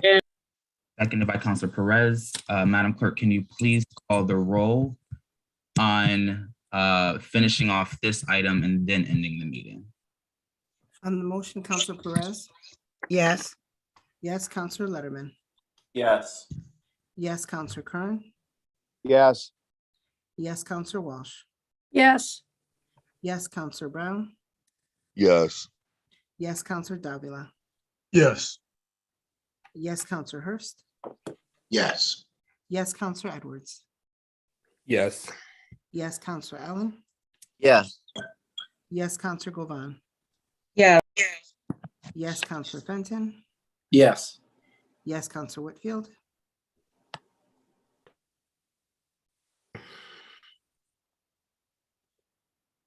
Counselor Whitfield? I'm so tired, guys. I'm so tired. I'm gonna say no. No, Counselor Williams? Yes, and with the no, the meeting will end now. And this item 13 will appear first on the next agenda, followed by the correct order of everything else that we did not take up tonight. So with that, Counselor Edwards, I know you have your hand up. I want to give you an opportunity if you'd like to speak. You answered my question, just the order of the next meeting, starting with this issue and then continuing with the issues, the items that were not heard tonight. Yes. Thank you. Right, Mr. thank you. President, Appreciate date you. of the next meeting- I'm sorry, Counselor Walsh. The date of the next meeting? So the items would appear before the next regular, but considering it seems there's might be some urgency or the nature of a couple of these, I'm happy to schedule a special meeting to take up the remainder. If yeah, that's completely fine with me. So Counselor Walsh, stay tuned for that. I'm gonna have our admins call around to get consensus on a night that works for everyone. Thank you. Thank you. I think that's a great solution, Council President. All right, thank you all. Thank you all for hanging in. Thank you. Good night.